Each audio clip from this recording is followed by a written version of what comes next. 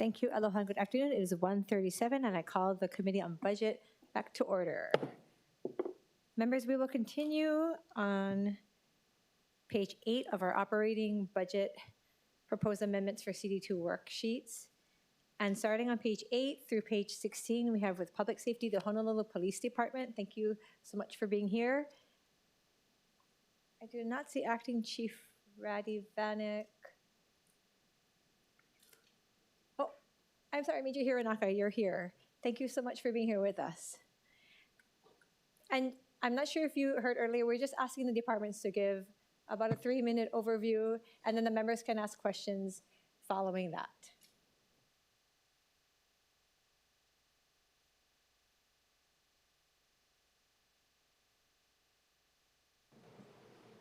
Aloha, good afternoon, Major Hironaka. Good afternoon, Budget Chair Okimoto, Chair Waters, and the rest of the Council. I'm Ryan Hironaka, Major of Honolulu Police Department's Finance Division. So in review of the amendments proposed for CD2, the department believes it addressed the major concerns we had with the amendments that went into CD1. And we will, if it goes in this form, the department will work with the budget that is outlined as is for the CD2. And with that, I'm open for any questions. Thank you, Major Hironaka. Wow, music to our ears. Thank you very much. Councilmember Tupola. Thank you so much. I was just going to say that. Hoorah that we actually have an agreement here. And I did meet with Chief Bannock so that I resolved all of you guys' concerns. We're here to help. We're here to support. We want you guys to succeed. We definitely have talked through a lot of needed changes, and the department is not against those changes. It's just how we work through it. So he did agree that come July, we'll have a resolution so that you guys can regularly update the council on how the funds were expended to execute the different initiatives from the vacancy task force. So I just thank you guys very much for, being forthright with me and hearing my thoughts as well, and working with me to move forward, because I think all of us want the same goal. So thank you very much. Thank you, Chair. Thank you, Councilmember Tupola. Councilmember Dos Santos Tam. Thank you, Chair. With regard to the structure of the various bonus programs that are here, it's structured as $1,000 upon the recruit's successful completion of the academy and $1,000 upon completion of 1 year of service. Given that the budget is for 1 year, would that second $1,000 need to be encumbered by July 30th of 2027? Or are we now expecting us to have to fund the second installment in the FY28 budget? It will likely have to be funded in the future years when the benchmark is hit. Okay, got it. Thank you, Councilmember Dos Santos Tam. Councilmember Cordero. Thank you, Chair Okimoto. Hi, Major Hironaka. Unfortunately, I don't agree with the proposed budget and CD2 for HPD. I do think that we can look to make further appropriations in supporting our community policing. I know that we've had many discussions, including with your other majors in your division, to discuss how we can continue to support community policing. I know it's not in the accepted amendments, but I do note that our community policing, they're used beyond community policing. They're used for enforcement, traffic, special events, and wherever you need them. But especially where the focus should be on enforcement and special events and all those materials, they also are focused on direct contact with our community. So that's why I would make that recommendation every single year. And whether it makes it in this year, I will still continue to support it, because that direct connection to the community is what continues a strong partnership that HPD has, and the perspective of HPD that HPD has to the greater community. And especially in a place like Kalihi has continued to grow and get better year after year, decade after decade. And even with the $280,000 for all the eight patrol districts would go to just bettering. So I just wanted to make that note. Thank you, Chair. Thank you, Councilmember Cordero. Major, did you have any response? Regarding the CPT or in general? In general. No, not in general at this time, but we do appreciate the consideration that this council puts into our input regarding the changes that are proposed when they are proposed. Thank you very much. I do want to thank you, the department, as well as Councilmember Tupola and her office. I know you guys worked really closely, and you met with my office as well. I tried really hard to hear everybody's points of view and take that into consideration. So I'm thankful for the collaboration that the department gave us. And thankful, again, it was music to my ears to have a department come up and say, thank you, we worked with you guys and we're willing to work with what you guys have presented to us.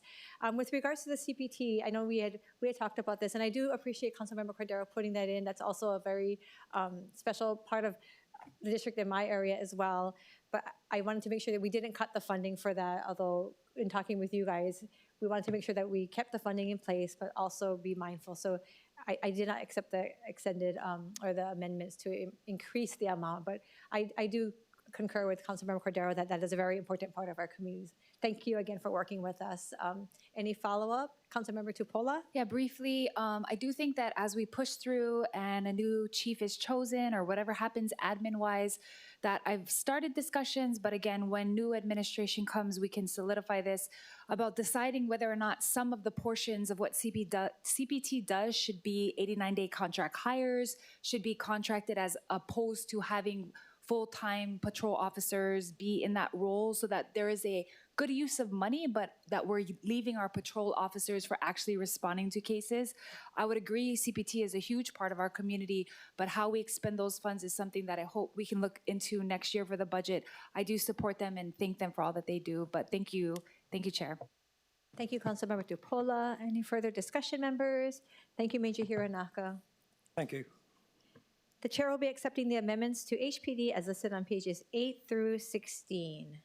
Chair, I just have a discussion item on that part. Oh, I'm sorry. Okay, go ahead, Councilmember. Sorry, discussion on just the acceptance. I do want to note, I know, and I do recognize Major Hironaka mentioned in CD1 that they are looking to hopefully lapse not even close to $20 million, but I do have to note that HPD did lapse $20,283,055.78 in fiscal year 2025, and in fiscal year 2024, $44,400,625.39. And I think that $238,000 dedicated to our community policing wouldn't take away from such big lapses, whether they lapse $1 million or $500,000 or even $100,000. So I just wanted to note that, and also we'll continue to keep watching how much they lapse. But we keep allowing HPD to be egregious with their lapses. In comparison, like 20 of our city agencies can fit within those lapses. So I just want to note that. Thank you. Thank you, Councilmember Cordero. Any further discussion before we move on past HPD? Nope. Okay, thank you, Major Hironaka. And again, the chair will be accepting the amendments to HPD as listed on pages 8 through 16. Moving on to the top of page 17 from the Department of Emergency Management. I believe I do see with us Director Randall Collins. Aloha and good afternoon, Director Collins. Aloha, thank you for having me.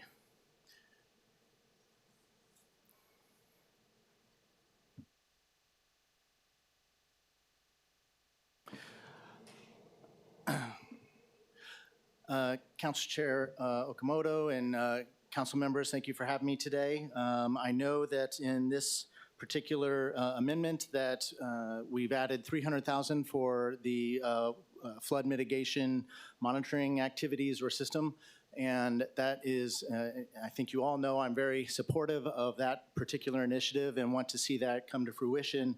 That being said, I would ask you to consider that knowing that I've already allocated $1 million to that particular project through the Urban Area Security Initiative, and also knowing that that kind of change has impacts on the other city agencies, with also a focus on understanding that our disaster provisional fund, which is very critical for us to conduct emergency operations, especially in the immediate aftermath of any type of emergency that we may have, which if we reinstitute that, that has no impact on all the other departments.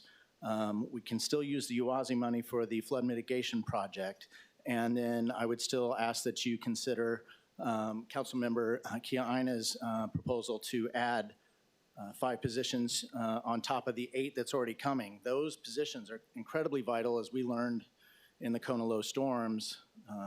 My staff is so limited in what we can do, especially in back-to-back operations that go on for, in this case, almost 2 months or more. And so getting those additional staff members are higher on my priority list in terms of being able to have a larger capacity for what we do at DEM. And so with that, I would just respectfully ask that you make those particular changes. And thank you always for the support to DEM. Thank you, Director Collins. Members, we're in discussion. Councilmember Kia Aina. Thank you. Thank you, Director Collins. Chair, I told you that I would bring this up because I do know that there are multiple proposals for increased positions, but I just wanted to clarify as we move beyond today and work towards an FD1 of what I would be looking at. With regard to my proposed amendment for 5 positions, they were for an critical infrastructure and continuity program coordinator, a hazard mitigation planner and projects manager, a preparedness specialist, a logistics specialist, and a personnel clerk. I would say, and I took that into account knowing that they had wanted more than that, but this was something that despite the budgetary constraint that we all find ourselves in, that I worked in tandem and prioritized the positions in consultation with the director as well as the managing director's office and budget and fiscal services. If ever there was a time to strengthen the capacity of the Department of Emergency Management Services, the time is now. It is not just because of the changing natural environment due to climate change. We are seeing, based on the Kona lows, that things are coming more frequently. But it's also the political environment that is changing with regard to emergency management. And I'm talking beyond this administration. There are bipartisan efforts, I believe, to look at strengthening the capacity of local and state governments. So I don't want to wait around. This is a small department, right? So I don't want to be waiting around like other departments to see what they can do with the additional 8.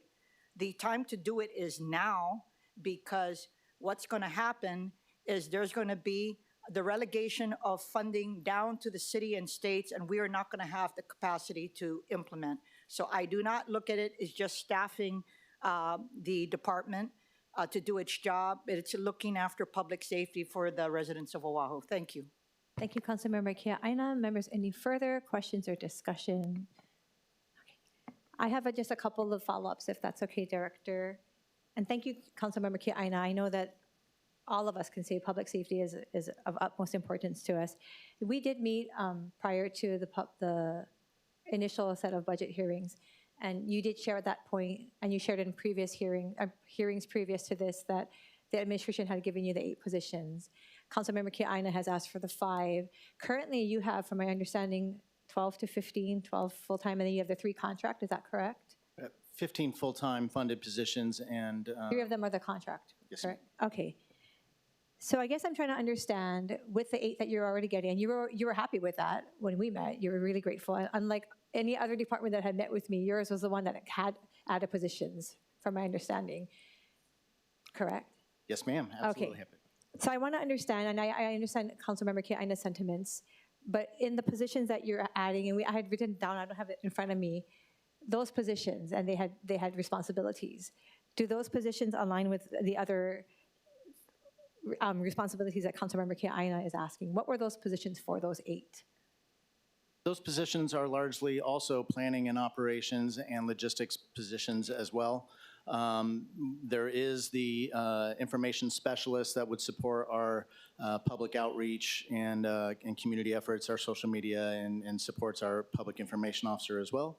And so yes, they are aligned, because when we originally had original discussions, we had as you know, I want to go even bigger. And so we already had a priority list, and we, with the lessons learned from Kona Low and knowing how stretched the 15 people got, even adding into the 8, we were looking at even what we brought in with South Carolina and New York and so forth. We saw the the very big need of having even more people. And so that's where Councilmember Kiana came into play. Understanding, okay. So just the math, right now, if you have the 12 to 15, adding 8, that's like a 50% increase in your department. You add another 5, you're doubling your office. And I had questions earlier about the capacity to do that. In the budget, there was nothing in operating to have materials or resources for that. I think I'm still uncertain about the scope and sequence of the direction that you're taking the department. We've had storms here. I mean, I grew up here in the islands, lived through 2 hurricanes growing up, so I'm not saying that the Kona low should be taken lightly. However, previous departments have functioned with storms and natural disasters in the state prior to this current leadership with fewer or the same amount of staff. So I did not, initially I had taken out the 8 that the mayor had allowed you, I put it back in. And I still stand by the fact that I think, I personally would like to see what's happening with the 8. I hear Councilmember Kiana's sentiments, but if you're getting a 50% increase in staff and we still don't know if those functions are overlapping from what the extra 5 would be doing, that's where I pause. You said planning, logistics. If some of those efforts and responsibilities are going to be in the same avenue of from the extra 5 that you're adding on or that's being proposed to be added on, that's where I question and I pause. I'd like to see how that would work out. But, you know, that's just my opinion. Others can opine on if they have different opinions relating to this issue. I would just like to respond, and I understand that our department has been relatively unchanged over decades even. And number one, I think that's a little concerning, especially with the changes that are happening nationally and what the expectation is on the state and local jurisdictions that do emergency management versus what FEMA is doing. Secondly, I think we all can agree that the storms are becoming they're coming more often, and they're more severe than in the past. And we look at climate change for that, and so that's another reason. But also the evolving world of emergency management is what is our public expectation? And public expectation has increased significantly over the past 2 decades, just in my career time alone. And so trying to meet the public expectation of what we can provide out of DEM is also a consideration. But more than anything, we have to right size for risk. And we do not have the staff based on the isolation and the risk that we have here in Oahu. And maybe that's where we can have future conversations, because again, I don't know if the scope of DM is supposed to be responding to everything the way that you're thinking it is historically. You know, we have better technology now. So yes, while there may be different types of storms than there were 30 to 50 years ago, there's technology and other resources. Maybe that's this conversation we can continue to have. Councilmember Tupola. Yeah, thank you so much. And we are excited to see the addition of the 8 and see how that helps us. You know, this week we heard from DPP that they're the ones that hosted the rebuild event on Waialua, and I was actually very impressed because I thought it was your department, but I do think that they're perfectly poised to do it because they are a building agency within the city. I do think that one of the meetings that you and I had together was about getting other agencies or companies on board that we can deploy in the event of the emergency and not necessarily keep them on as full-time staff.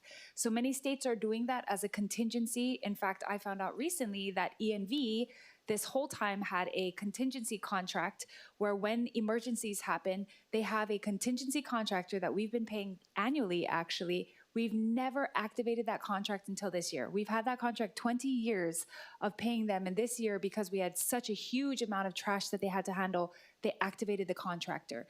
So that is something that DEM should also be doing. So were you able to get any of those companies on board, filed as like qualified licensed contractors that the city can work with so that we can call on them to kind of double and triple our numbers without having annual positions?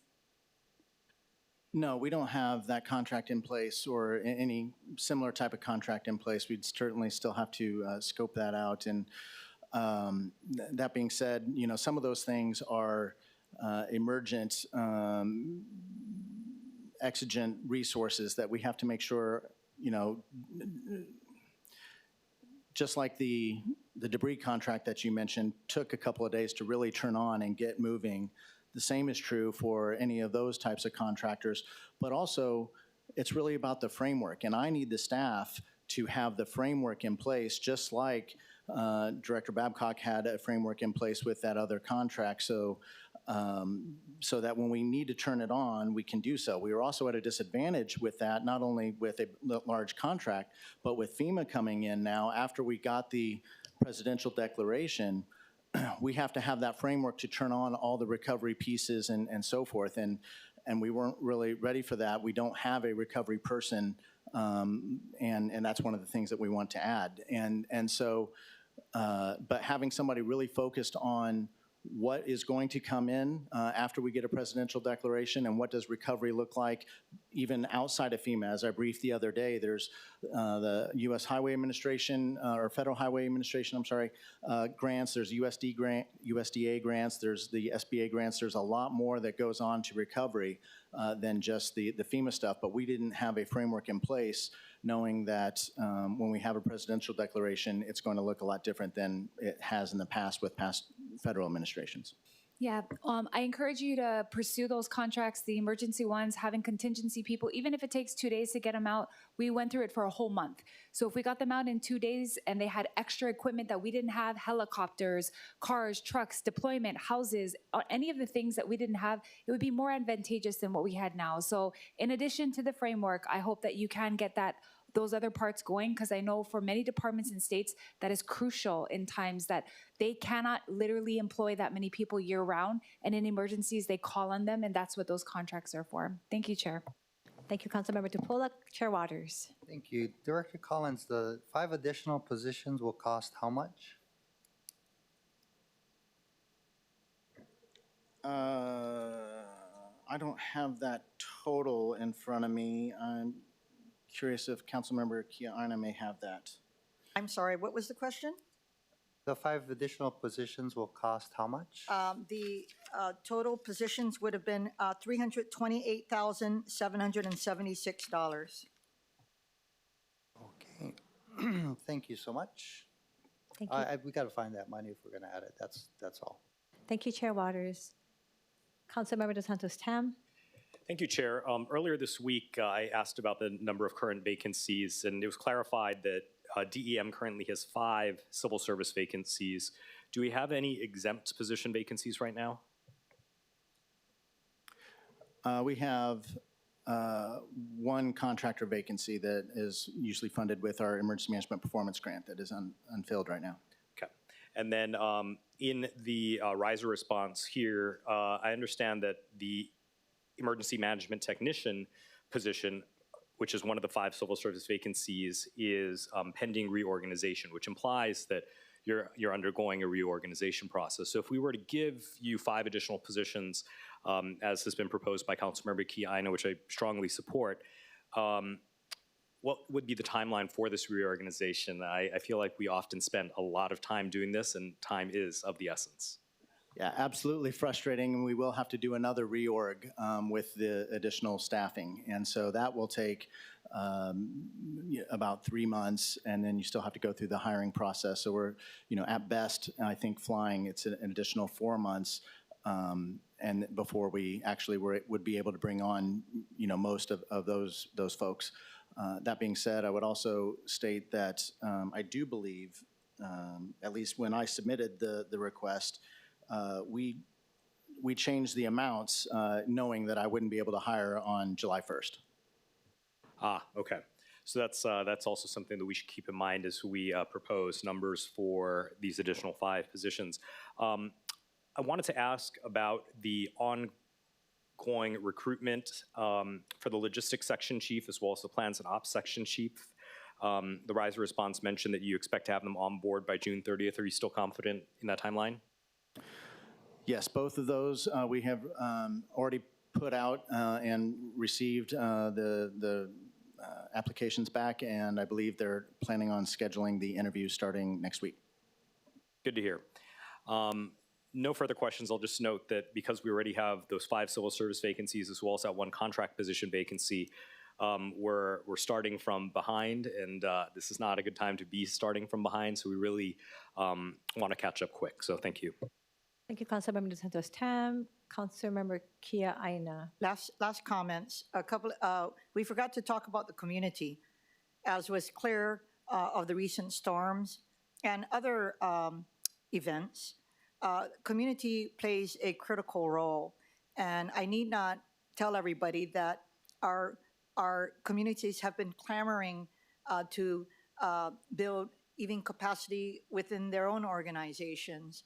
And they certainly were there on the front lines in helping with these storms. And so I do believe that we have to have a robust team at the city to be able to help with regard to community engagement so that we don't face the same criticism where they were all on the front lines and then everybody came. And part of the reason is just actual manpower. Second, I want to just a perfect example of the role that they play, which may be underplayed, right? We only think of them in case of disasters, but preparedness is critically important. And yesterday we had a productive informational briefing on fire mitigation strategy. And although we had HFD and other stakeholders there, it was Director Collins that came in and actually clarified to us the ongoing mitigation strategy that's going on, or fire strategy within the administration. So I'm just saying, I don't know how they get any sleep right now because of the lack of manpower. And then I will stop, but I just want to let you know I'm very frugal in general with my budgetary requests. I did not put a single dollar into the CIP budget. Everything was in the operating, and for me, it wasn't just my districts where small mitigation matters. Everything else had to do with my kuleana as zoning chair and certain issues that I perceived, notwithstanding all of the cuts that we are looking at, that warranted me putting them in. So I just want to let you know I don't put in my request lightly. Thank you. Thank you, Councilmember Kia Aina. And I did take into account everybody's, I think everybody was trying to be mindful. So just to be respectful to everybody, but thank you for being frugally minded as well. Chair Waters? Yeah, thank you. I'm going to do my best to find that additional 328,000, but you said something really important, Director Collins. You said that you're not going to be able to hire for at least 4 months. So does that mean we can reduce the 328 by 4 months, or maybe appropriate half? That's what I mentioned before. I think we were already adjusted for the amount of time that I wouldn't be able to hire for them. So it's actually double that amount then. But 328 is... Per year, yes. In future years, it would be more. Yeah, okay. Thank you.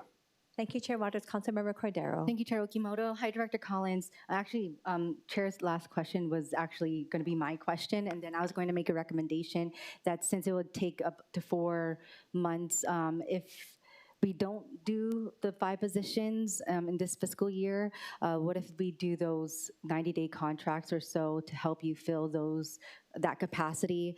And also, do you have space/physical capacity within the DEM area to house everybody? We do have some extra space. Space is going to start becoming a factor as we continue to add positions. I've already had some conversations with HPD and helping us out and supporting us with potential space in their office spaces, and I haven't even yet begun to scour the rest of the municipal building or other places as well. Thank you. Thank you, Chair. Thank you, Councilmember Cordero. Any further discussion? Okay, seeing no further discussion, thank you very much, Director Collins. Thank you. The chair will be recommending or accepting the amendment to DEM listed on page 17. Moving back to the top of page 18 and on the bottom of page 25 for Public Safety and Utilities and Other Enterprises, Department of Transportation Services. I do see with us Director Roger Morton from DTS. Aloha and good afternoon, Director Morton. Aloha, Chair, members of the council. Name is Roger Morton. I'm Director of Transportation Services. Thank you for the opportunity to comment. On the first page where there's a $10,000 reduction, I don't think we have a comment on that. That is acceptable to us. On page 25, there were 2 changes. One was an addition of money for for speed enforcement around schools. Respectfully, I think we have other spent funding that we could use for that purpose. We have $500,000 that we are attempting to get from the state of Hawaii. We think we got a pretty good chance of getting that funding. So respectfully, I'd like to decline that increase. On that same line, there was a reduction in our current expenses of about $116,000. That's money that we would use to pay our dues to the WTMA, and respectfully, we'd ask that that be restored. Thank you, Director Morton. Members, any question or discussion? Councilmember Kia Aina. Thank you, Director, for the for your comments with regard to the speed humps by the schools. Last year, 500,000 was appropriated. So, what is the status of that? Because part of the reason that funding is being put in is because we want it all on Oahu, right? And I know that you sent letters to all of us prioritizing the schools. So we want to make sure you have the sufficient funds to be putting up the signs as soon as possible. Well, the putting up the signs will cost us, won't be done in 2 years, but we are in design for that first year money. Oh, okay, so that'll be utilized. Yeah. And so so what's wrong with the 150,000 then? I think that it's a tough budget year, honestly, and we think that we have alternative funding from another source that won't impact the city budget. Thank you. Thank you, Councilmember Kia Aina. Members, any further questions or discussion for DTS? Okay, seeing no further discussion. Thank you, Director Morton. The chair will be accepting the amendments to DTS as listed on page 18 and page 25. On page 21 for Human Services, Department of Housing and Land Management. Oh, I see Deputy Director Kat Tashner with us.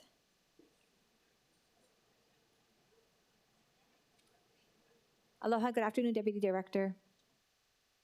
Hello, good afternoon, Budget Chair Okimoto and members of City Council. Thank you for the time and for the opportunity to provide comments on the bill. What is this? Bill 22. DHLM requests deferral of this planning appropriation for the Pearl Ridge site in the operating budget.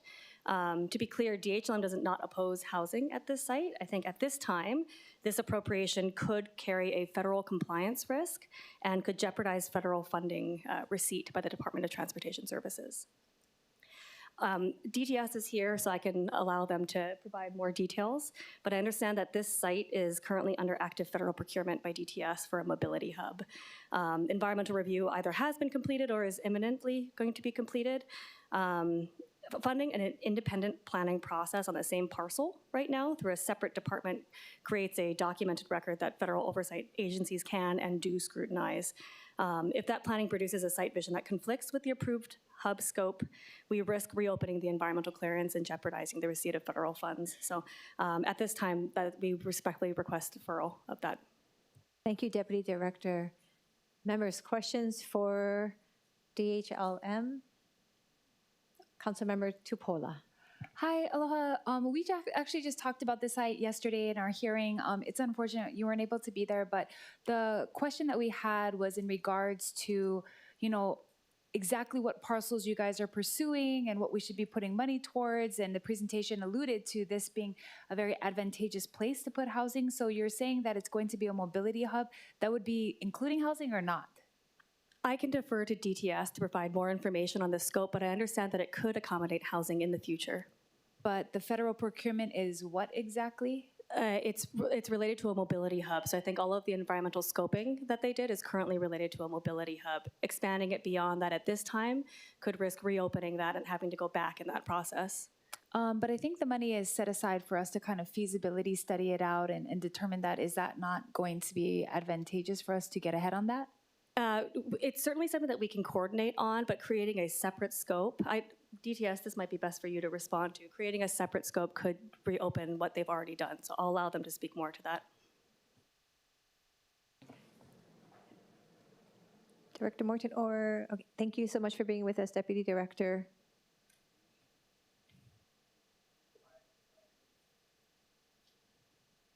My name is Hong Li. I'm with DTS, Deputy Director. I can answer that question. We do have a program right now. It's a federal aid project at Pearl Ridge Rail Station location, looking into putting bus stops, transit center, and along with EV charger. We at the tail end of that federal review process because the funding, 80% of funding is from US DOT. Whatever we do, we have to comply with the US DOT's environmental review rules and regulations. I think this proposal is good, but I think probably at this time, we would not accept additional funding for this effort. Thank you, Chair. Thank you, Councilmember Tupola. Councilmember Cordero. Thank you, Chair Okimoto. Hi, Deputy Director Lee. I was just wondering, the city owns that property now, or currently, right? And DTS has oversight over that property? Yes, I believe so. And Deputy Director, when we have our mobility hubs and even park and rides, are we seeking to make these mobility hubs or park and rides multi-use, especially if they're right by a rail station? Yes, that's the goal. We believe in addition to the bus connection to the rail, we're also looking at other ways, walking, biking to the station. We actually ran through all different alternatives a couple of years ago, looking into what would be the best connection that is possible to the rail. I understand, and I know we are in agreement that we would like to see something like this happen in addition with the mobility hub. So, I mean, would any of this language, whether it be planning and designing, can you explain better how it would prohibit the federal grants from being accepted or given to the city or DTS? So when we do a study like this for mobility hub, we actually not looking at the site itself. We need to look at the surrounding area and present our best case to the US DOT. You know, what would be the potential alternatives we're going to put in. At this stage, you know, because the timing of the project, we at the tail end for the financial environmental clearance, we will not go back to them, tell them, oh, by the way, we changed our mind, we have something else in the plan. That would really put in unnecessary delay to the federal aid project. Apparently, you know, this project is not only the planning stage, we also secure the design money from federal government. The following construction money has already been programmed. At this stage, we believe is best, you know, we stay on course. Okay, so the construction money has already been programmed, but to get to mixed use within a mobility hub, I mean, if we end up planning for this or putting this in a future budget, maybe next year or 2 years, it'll just add maybe 10 or 15 years to doling out a mixed use project like this, right? So how can we do this at the same time together, concurrently? We definitely open to that idea. I think, you know, along the process, we always been open and transparent with the community, looking into all the different opportunities we can enhance the overall area, including the potential development opportunity like housing, offices. But just the timing of right now, where we are right now, I wouldn't go back to the federal program, tell them, oh, we think about something else. But that will not prevent us down the road to add on additional, you know, development opportunity to this site. So when we, if we do accept this into the budget, what would it look like telling the federal government, oh, this is how the project will look different? I mean, I don't know, because the focus still initially is the mobility hub, right? And nothing's going to change that, right? So how would it change the application? There are established structure. When we make changes, we would start with the state transportation improvement program called STIP, which is a 6-year plan. We work out with USDOT and HDOT. Their windows allow us to go back to amend that plan. Right now, that window is closed. So every year we have 2 or 3 windows. We can go back to see them if we do need to make changes. Right, and I think we just went through that adoption of that maybe 6 months ago, maybe. But I just want to see if there's a way that we could do this both federally and with local funds as well, in support of it. I know it sounds like 2 different projects, but it's supporting one particular property that the city owns. So I know we're on the same page. Hopefully we can discuss this further, because I know we have been on the same page on building up this property. Your department has anyway. Can't say the same about other city agencies, but thank you. Thank you, Councilmember Cordero. Chair Waters. Thank you so much. Thank you, Deputy Director. Based on your testimony that there's a possibility of putting housing on this property at a future date, don't you think it would be prudent to do the feasibility of that prospect? And that's all we're asking. Yeah, I would think once we pass the federal environmental review process, get their environmental clearance for us, that would allow us to advance to the design phase. That's probably the time we can look at, hey, we have available additional resources. We can look into the feasibility, maybe adding additional development to this site.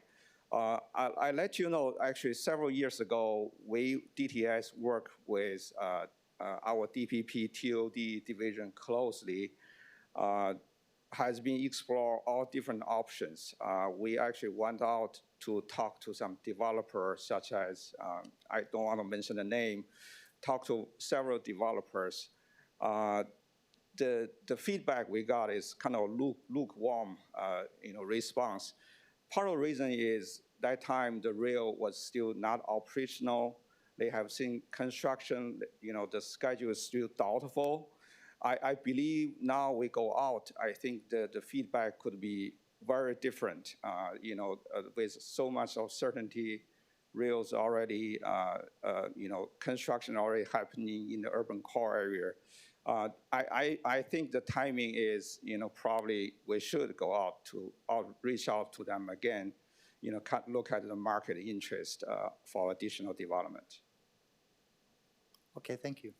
Thank you, Chair Waters. Councilmember De Santos Tam. Thank you, Deputy Director, for being here. Just to repeat, what was the name of the federal program that's providing the Mobility Hub funding, or for which we're applying? So to answer your question, it's a combination of different programs. We actually in DTS looking at everything that is potentially available. We competing. Every year we have the formula grant, which is basically kind of assigned to us. We're also looking into all different discretional grant. I believe for this program, the planning, design, construction is all from different sources. We try to take advantage whatever is available to us. Okay. And with regard to the idea now, based on the discussion, that all we want is to evaluate the feasibility. Right now, $1 million is proposed. Clearly, $1 million is a lot of money just to study the feasibility of some kind of structure here. Do we have a more refined estimate for what it would be to actually just study this? Yeah, $1 million is a lot of money. We actually thinking when the market is ready, when we have a really positive response from the market, we want to use the city money as a leverage to bring in more federal dollar. We always like the 80-20 split. Usually every $2 we spend, we bring in $8 from the federal government. I think that's going to be the formula for us going forward as well. And I'm with you here because I think that if we undertake this planning on our own, it's going to be very expensive relative to the city dollar versus waiting until there's federal program monies, there may be monies from HUD or other agencies that might be available. I just worry about us embarking on this on our own, especially if the market is not there to accept, this sort of project. Thank you, Councilmember Dos Santos Tam. Members, any further discussion or questions? Deputy Director Lee, could you repeat? I know that there was a question about the federal environmental application or process, and you said we're still waiting for that. When do we expect to get that report or the results of that study? We crossing our finger, hopefully by the end of this year. The end of this year. Okay. Thank you. Okay. Thank you very much. Seeing no further discussion or questions, the chair will be accepting the amendments to HLM listed on page 21.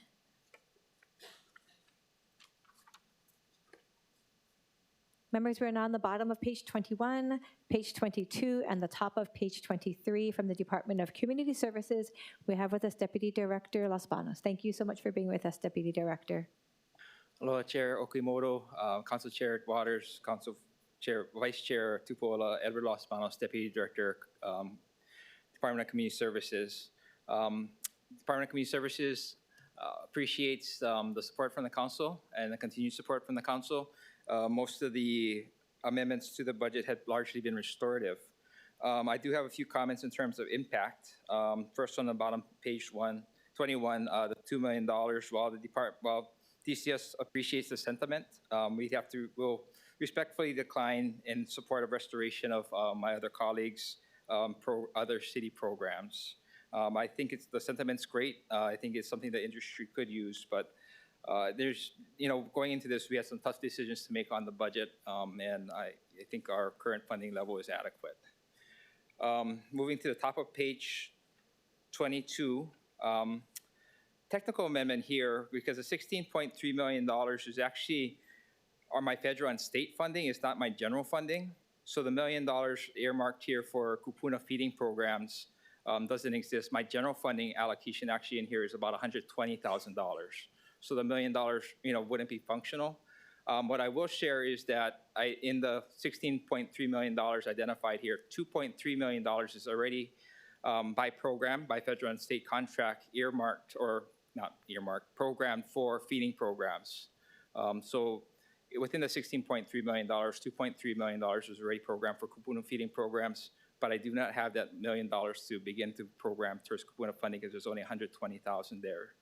Now, although that $11,000 at the top of page 22 seems small, of that $120,000 I have of general funds, $89,000 of it goes towards our age-friendly city program in conjunction with AARP and the World Health Organization. So I mean, we really run pretty lean here at DCS in terms of our general funding, so ask for restoration of that. I also have a similar situation with the Community Assistance Division. Midway on page 22, the $104 million is actually federal funds. That's my HUD money, by and large, for my Section 8 program. So the $135,000 restored shouldn't be to the general fund as indicated there, should be to that federal program fund. And then the $16,000, again, as it's small, my general funds for this program, leveraging the $104 million, is only $59,000. Is what I got to leveraging the city's portion of it at least. For the $16,000, we were looking to modify our loan program in light of the Kona Low program, our home rehab program, our home loan rehab program.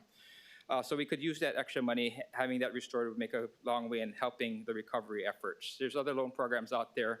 I'm trying to reestablish that program to some kind of gap program for the folks that may not be qualifying for FEMA assistance or Small Business Administration assistance that's available currently. Finally, on page 23, that $1 million reduction to the Community-Based Development Division for us. This is something that's kind of big for us. I understand how we were looking at lapses in prior years.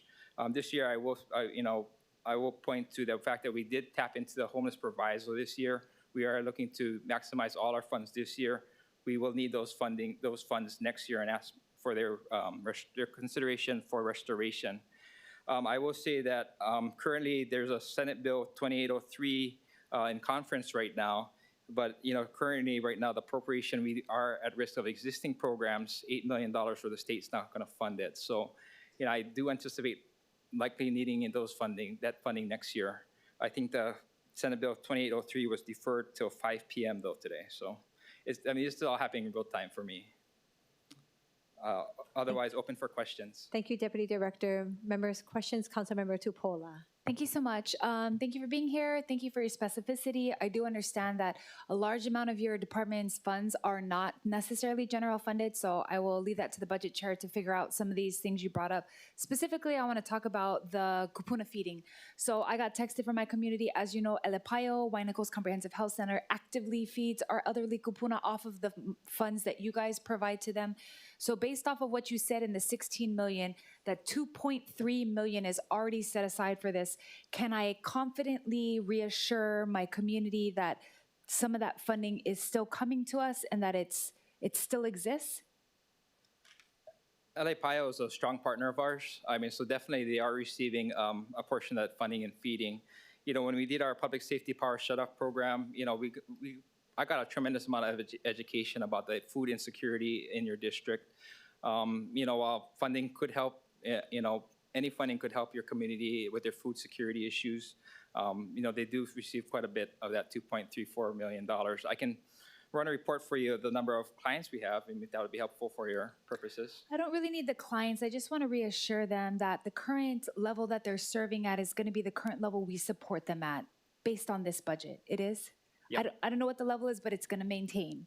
Yes. Okay. Yes. Thank you. Chair, I was going to speak up on that because I did get text about this, but if the money is there and it's being maintained, I think we got to stick with that, so that we can keep our budget lean. But I thank them because it's actually a big deal for my community that those funds are readily accessible. Thank you. Thank you, Councilmember Tupola. And I do appreciate the Department and Deputy Director you stating. I think it's very mindful of you guys to say where the funding is needed and where it's not, and where you can share with other departments. So I appreciate that and the honesty in that area. Councilmember Kiaina, followed by Councilmember Wire. Thank you. Chair, I wanted to thank you for working with me on increasing the funding for grants and aid. I know in the CD1 we had, you needed additional information. So thank you so much. For my colleagues, I'd like to let you know that all of our districts will be impacted by this because it will provide an additional 16 organizations grant funding. On average, $150,000.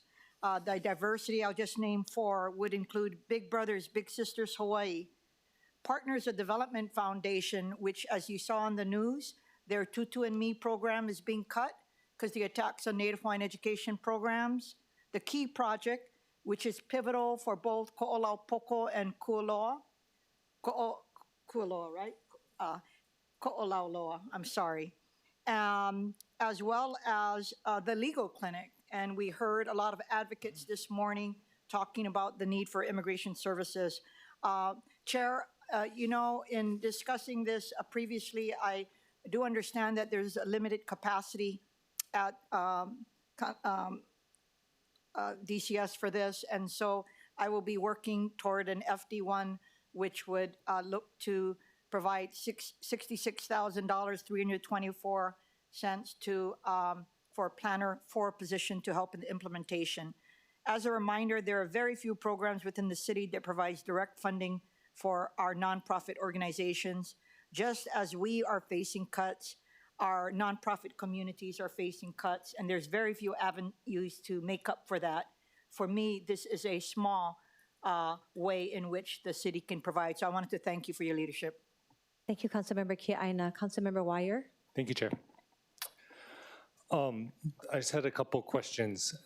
Totally share those sentiments that were just shared about increasing capacity for funds to nonprofits. Deputy Director, you are in charge of the Department of Community Services, very important mission, closest that the city gets to human services. First, how much of that 2.3 million are general funds?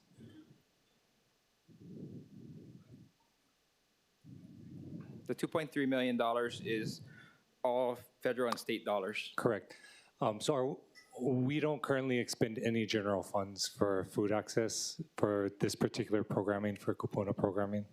No, as I indicated, our budget's pretty lean of $30,000. We're trying to leverage and access the $16.3 million of federal state dollars, yeah. Very lean, even though other counties do, right? Even though counties with much smaller budgets ensure that their seniors don't go hungry. We do not, right? That's something Honolulu doesn't do.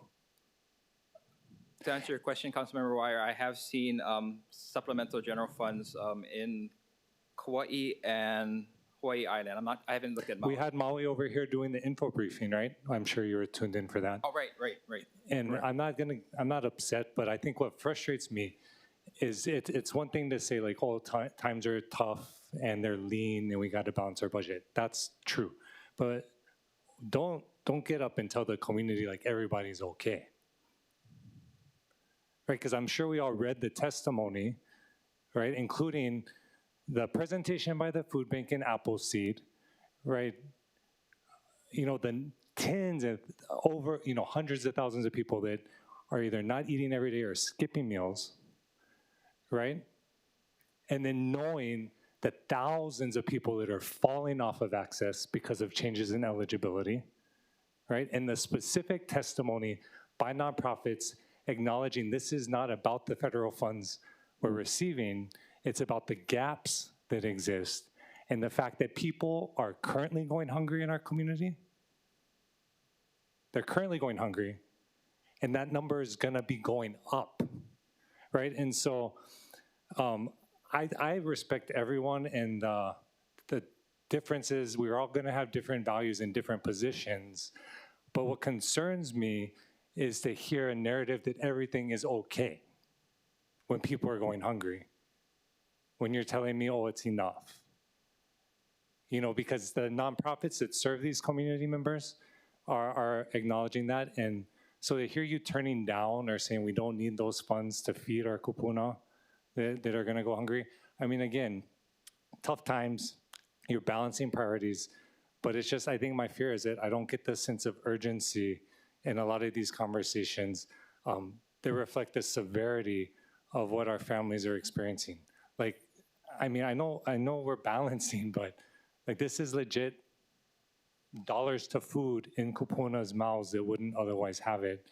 And so I just don't want you to diminish it or act like, oh, yeah, we're already putting funding towards it and some other priorities are more important, because this isn't district specific.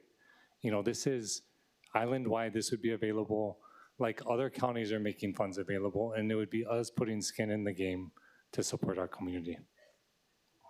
Thank you, Chair. Thank you, Councilmember Wire. Councilmember DeSantos Tam.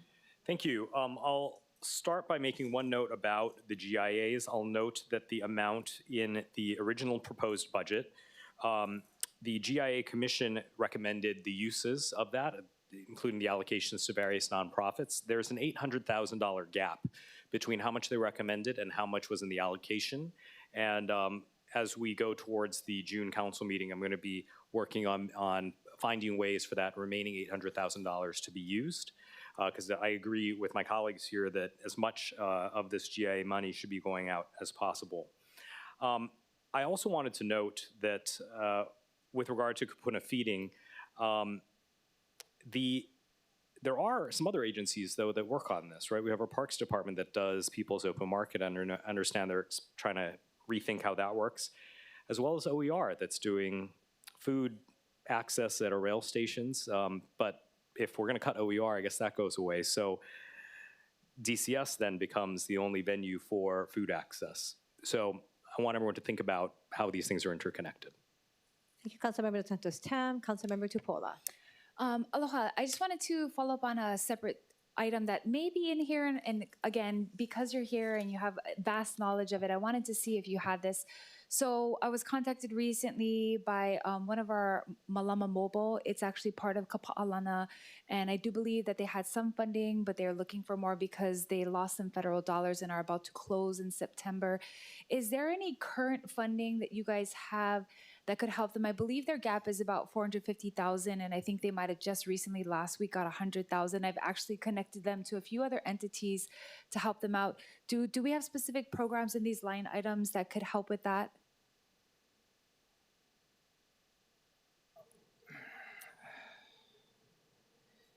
You know, depending on the vendors, I mean, a lot of our state and federal dollars, if they're, to the extent they're a partner and they're eligible to take those federal dollars, there's a steep requirement, you know, from a regular small nonprofit to the federal requirements needed, the, you know, the single audits, and all the other bookkeeping requirements, record-keeping requirements are involved.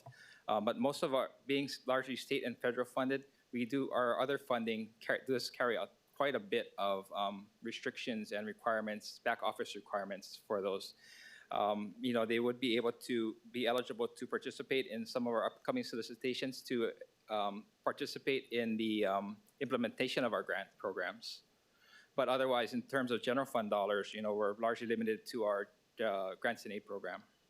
So you're saying for their specific need, it would be GIA related as opposed to if there was something inserted that we actually assist with that. Is that what you're saying? Because it does sound like most of our state and federal dollars are what you guys allocate for these different programs. Is that correct? Correct. 80% of my budget is, 70% of my budget is state and federal dollars. Another 10% is that GIA program. And then just to circle back, and I do think that I wanted to make clear that you guys actually fund so many different things in my community, from elderly programs at YMCA to LA Pio with kupuna feeding. I mean, there's a handful of things that I go to my community and you guys organize it or you guys paid for it. Specifically, the resource fair we just had on Saturday, Elderly's Affairs Division paid for that one. So with that being said, I don't believe that you said that we don't need more. I think we could always use more. And I think that that's what my community was concerned about, is that we have been doing a lot and there's a lot of help that we've been given, and they just don't want the city to not do what they've currently been doing. So I think the specificity of what you said was that we're trying to do as much as we can. And is your position that the $1 million that's being added, is it necessary because you have funding and that you feel like the $2.3 million that is state and federal funding is actually doing what it needs to do, or you believe that leveraging more general funds would be helpful? To clarify my position, you're correct. You know, I'm not discounting food insecurity. I think that's a valuable thing.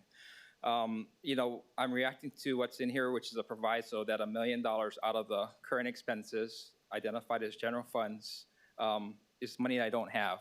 As I indicated, what's in that account is $120,000. You know, so it's not, I can't even get to the $1 million.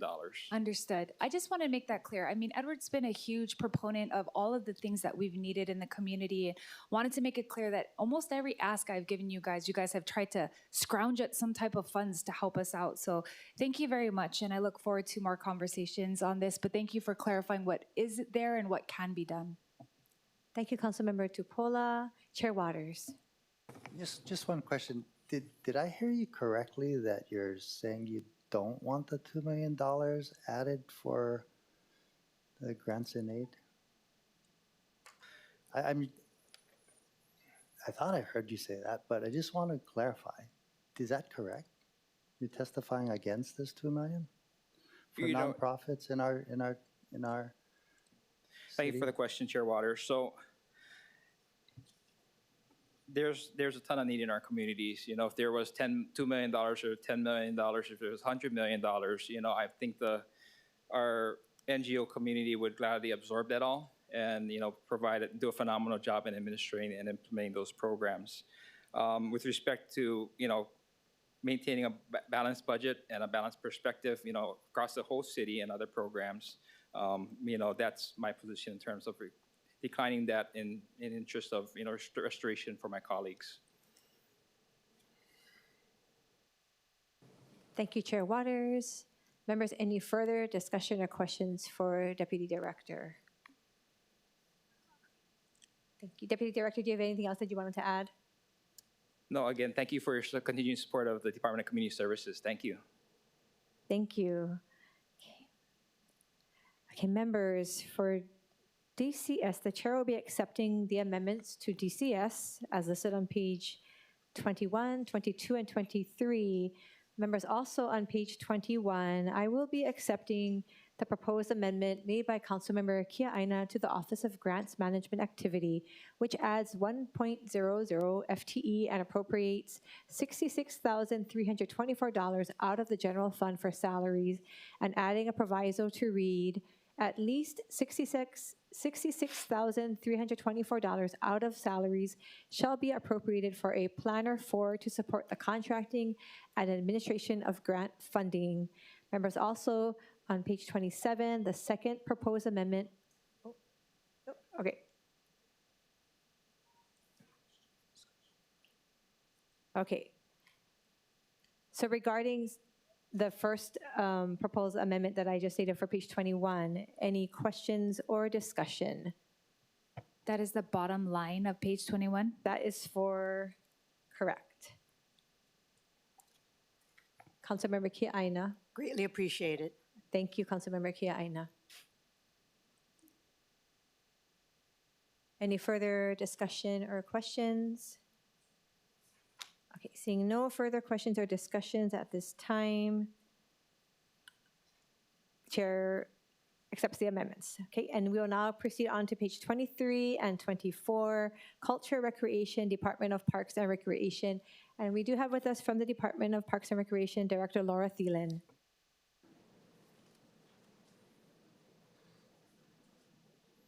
Good afternoon, Budget Chair and Council members. Laura Thielen on behalf of the Department of Parks and Recreation. Thank you for the opportunity to speak today. So our department, what I'd like to speak to is the proposed amendments in the budget. For the page 23, there is a proposed relatively small reductions in the current expenses for administration, urban forestry, and on the top of page 24, maintenance support services. I know there's been some discussion about lapsing, and what I do want to point out is in the current expenses for a lot of our programs, including urban forestry, a lot of that is water and electrical, tree trimming, which, as you know, you get a lot of complaints about trees, and we have to trim them on a regular basis. In fiscal year 25, the entire lapse of the 11 million current expenses for Division of Urban Forestry was $64,000. They do utilize those contracts extensively, so the proposed reduction of 100,000 would impact their operations. MSS, the proposed $140,000 reduction on the current expenses for MSS, as you folks know, they have been exceptionally efficient with the master contracts and getting jobs out. In fiscal year 24, their total lapse was $82,000, and in fiscal year 25, out of a $12 million budget, their total lapse was $280,000. So we're asking to keep the current expenses and be restored. On administration, even though it's relatively low, administration handles a lot of the long-range planning, and so we've been doing a lot of work on the asset management, the roofing, and the climate change plans, and we would like to be able to continue that. On the page 24, the reductions are dealing mostly with recreation services and grounds maintenance. And again, going back to our fixed costs on the current expenses, the department overall is spending, we're approaching about $10 million a year in water. We're approaching $6 million a year for electrical. We're approaching $2 million a year for sewer. And for the security contracts, we're about $4.5 million a year. When you get into things like toilet paper, toilets, and those types of supplies, that's about $1 million a year too. So even though those current expense items look fairly large, about 71% of them are for those types of utility fixed costs that are non-discretionary. And so these reductions in recreation and grounds maintenance are going to be impacting basic day-to-day operations. On the maintenance side, it's the small equipment and supplies for being able to maintain the park areas, and for the recreation, it tends to be the supplies for the events, May Day, which unfortunately, due to the budget hearing today, you folks missed, summer fun programs, and then the different types of classes that we do. And then lastly, thank you for not reducing the salaries for administration, urban forestry, or MSS, but I am concerned about the salary reductions for recreation services and then also for grounds maintenance. As you may recall, the Department of Parks and Recreation was one of the departments where there was a reduction in the allocation for, I don't know if I'm using the terminology right, but for salaries of about 5%. And so with this cumulative additional reduction, it is getting to the point where I'm a little concerned. We do have a vacancy rate. We are filling about 125 positions a year. Our vacancy rate now is in the teens.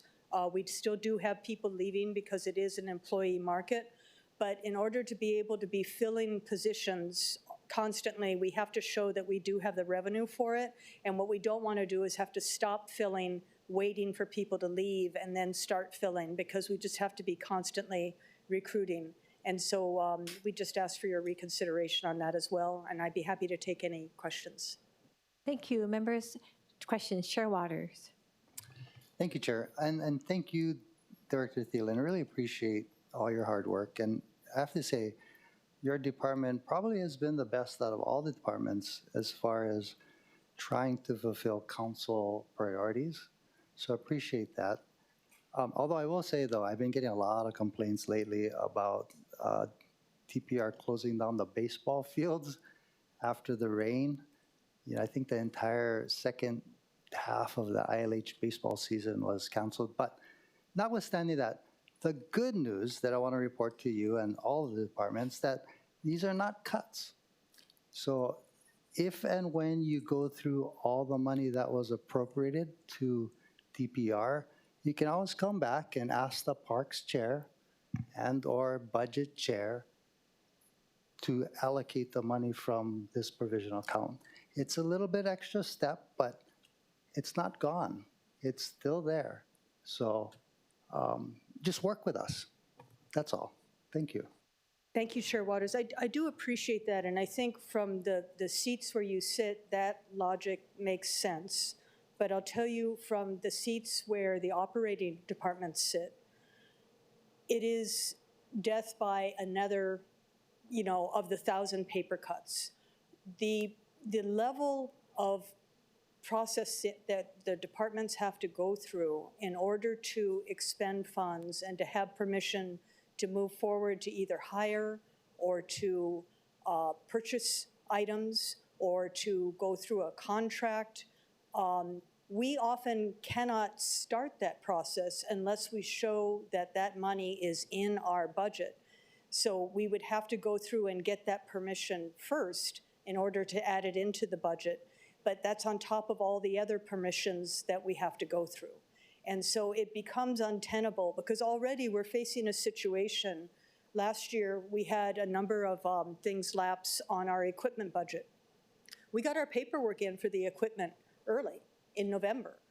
The challenge is the purchasing department is trying to manage purchases for so many departments, put things out to bid, and then it takes time to get the bids back in, and then the bids may be higher than what you thought, and so you're having to cut certain pieces of equipment that you can't afford everything, so what do you give up? And then what can you do with the leftover money that's not, you know, it is incredibly difficult to run through the processes that the departments have to run through in order to expend the money. So to add another layer on is, it makes the difference between getting things done and not getting things done.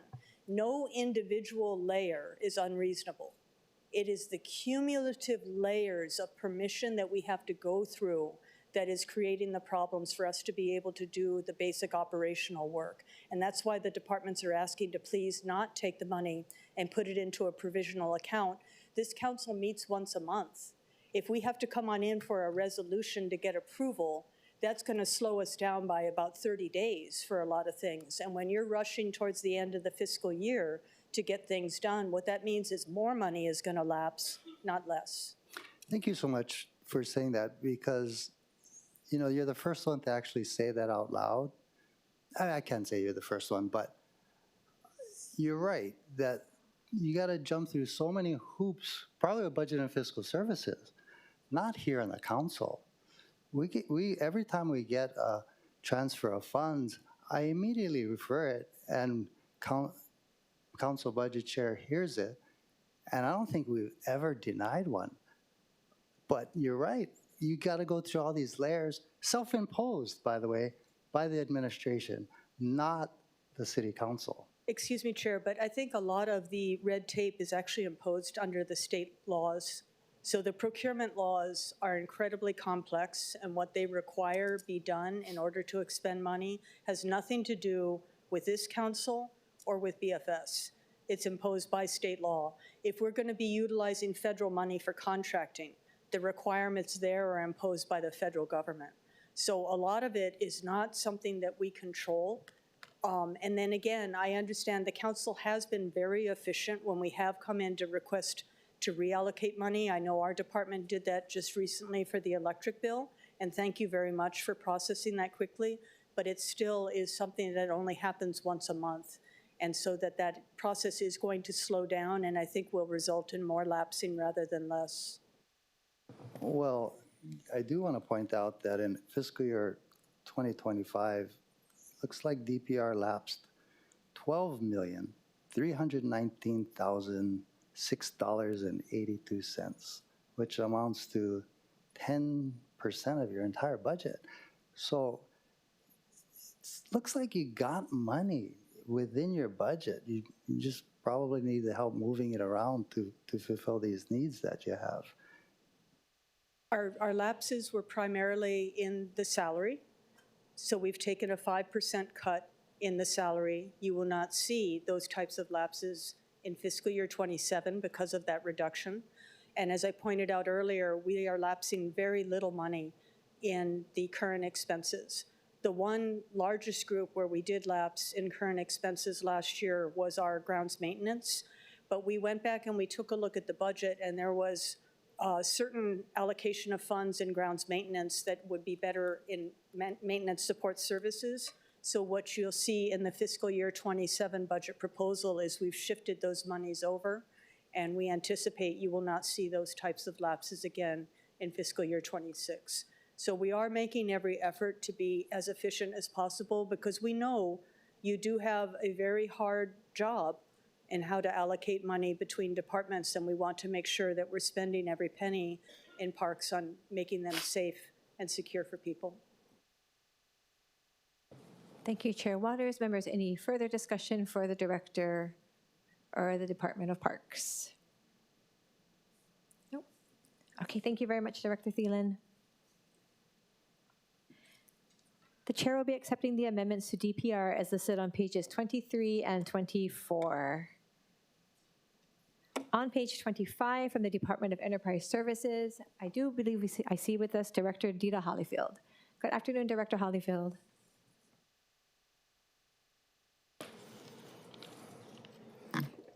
Good afternoon, Chair Okimoto, Dita Hollyfield, Director of Enterprise Services. Great to see you, Chair Waters, as well. I'm here today to ask for additional assistance for $614,000 for the Honolulu Zoo.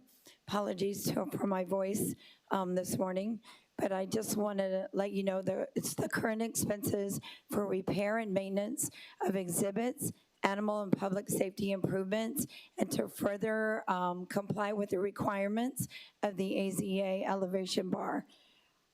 In the interest of the 3 minutes that I've been allotted today, I wanted to just kind of do some broad strokes, but I'm open for questions for any specifics for any of the line items. We are going to be needing assistance at the elephant exhibit, at the hippo exhibit. We need some funding at the Primate Island and Saimang. At the Sun Bear exhibit to modify to include bitterongs. And then we are having some major electricity issues. We've not really had consistent electricity since December, and then after the heavy rains, the Kona lows uncovered even more issues. So we are thankful for the opportunity today to house and take care of the over 924 animals that we oversee every single day at the Honolulu Zoo, and we appreciate any assistance that you can give us at this time. Thank you, Director Hollyfield. Members, questions for the Department or the Director? Chair Waters. Thank you. I'm not sure if it's directed towards you or the mayor, but are you serious about getting pandas to the Honolulu Zoo at over $1 million per panda? So the current negotiation prices for pandas. I was fortunate enough to take some panda classes when I was in Atlanta, and in the Atlanta Zoo are just welcoming 2 new pandas. So I feel like I've got the latest, greatest news on all of that. So the requirement currently that's not negotiable, it's supposed to be a 10-year license. You also have to have 2 pandas, and then it's $1 million per panda per year. However, I do know that there are opportunities, depending on the market, that the pandas are going to be licensed to for lesser cost. Also, that goes along with that, since you're asking, you also will be required to have your own panda veterinarian. We will also be needing a bamboo farm and some things like that. So it's a very serious investment, but it's a very exciting opportunity economically. The Honolulu Zoo currently right now it takes anything between 40 and 60% from the tourist market. So that is a really big piece of the revenue generating. So, but we have other ideas too. We're looking at koalas and kangaroos and some other different animals to bring our collection up to the AZA standards and make it very, very exciting and a hard to miss when you come to Honolulu to visit. Okay, so no money in the budget for pandas, but I mean, when you're competing for funds, right? What is it you're asking for today? You need $614,000. Okay. I mean, that or money for pandas, right? That's kind of what we got to decide. Well, not today, I guess. We're not asking for money for pandas today, but thank you. Appreciate it. Thank you, Chair Waters. Councilmember Tupola. So based upon your request and what's inserted here, it's what you requested? Yes. Okay. And so you're good with everything else on here? Yes, thank you so much. Like, we've been very deliberate about what we're asking for and finite.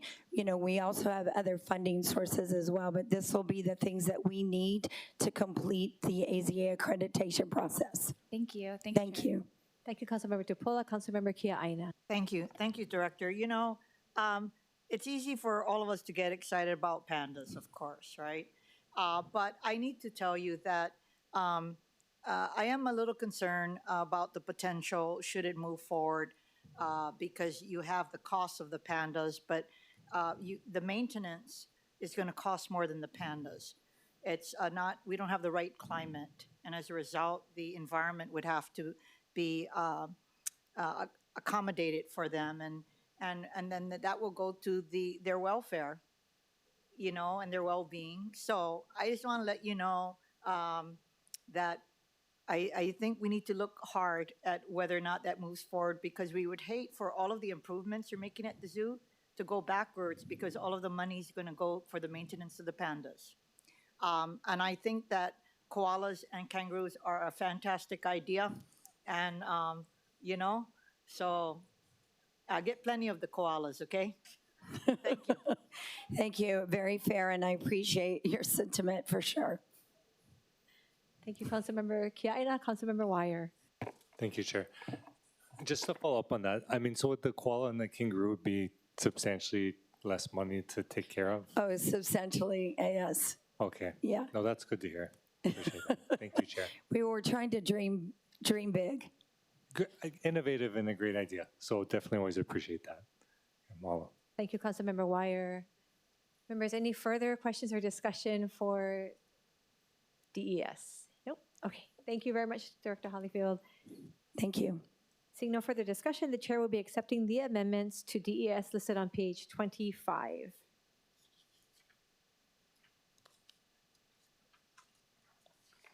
On pages 26 and 27, other miscellaneous and transfers to other funds.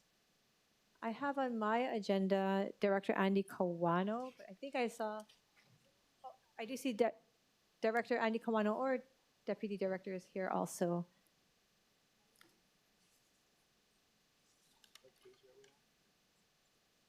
Good afternoon, Director Kawano. Good afternoon, Budget Chair Okimoto and Council Chair Waters, honorable council members. I really don't have anything to add. It's been a long meeting. I think Managing Director covered his concerns about the changes to the provisionals I think the transfers obviously will get finalized as the budgets are finalized. So I'll take questions if any of you have questions on the miscellaneous section of the budget. Members, questions? I see Councilmember Dos Santos Tam. Thank you, Chair. I do have a question about the proposed reduction for provision for energy costs, a reduction of $4.1 million. How is that going to impact city operations given where oil prices are, given that HECO is proposing to raise electricity rates, et cetera? I am concerned about it. And a lot of it is because of uncertainty going forward. You know, you have that war between Israel, the US, and Iran. We don't know how long it's going to go. And as the Hormuz Strait continues to be closed for weeks upon weeks upon weeks, you have oil supplies throughout the world that will dwindle, and it's going to drive pricing up. And we are heavily dependent on petroleum, oil, petroleum, and those types of products for everything we do, supplies, power, everything. So I am concerned. And I'll just leave it at that. If you ask me for a number that we need, I don't know. But to reduce that number down, you know, based on, data that we had before the war, I think may result in some challenges next year, but we'll see. Thank you, Councilmember Dos Santos Tam. Members, any further questions for Director Kawano? Okay, seeing no further questions or discussion, the chair will be accepting the amendments listed on pages 26 and 27. Members, also on page 27, the second proposed amendment to the new provision for operations and emergency recovery activity, which appropriates $41,137,539 out of current expenses. I will be increasing the appropriation by $369,476, the amount that was reduced from the road maintenance activity this morning, and the amount that was increased in the Office of Grants Management activity this afternoon. The new appropriation amount will be $41,507,015. Any questions or discussion? Okay, seeing none, amendments listed on pages 28 through 31, excluding the first amendment on the top of page 28, are the customary amendments made each year for balancing purposes and are accepted by the chair.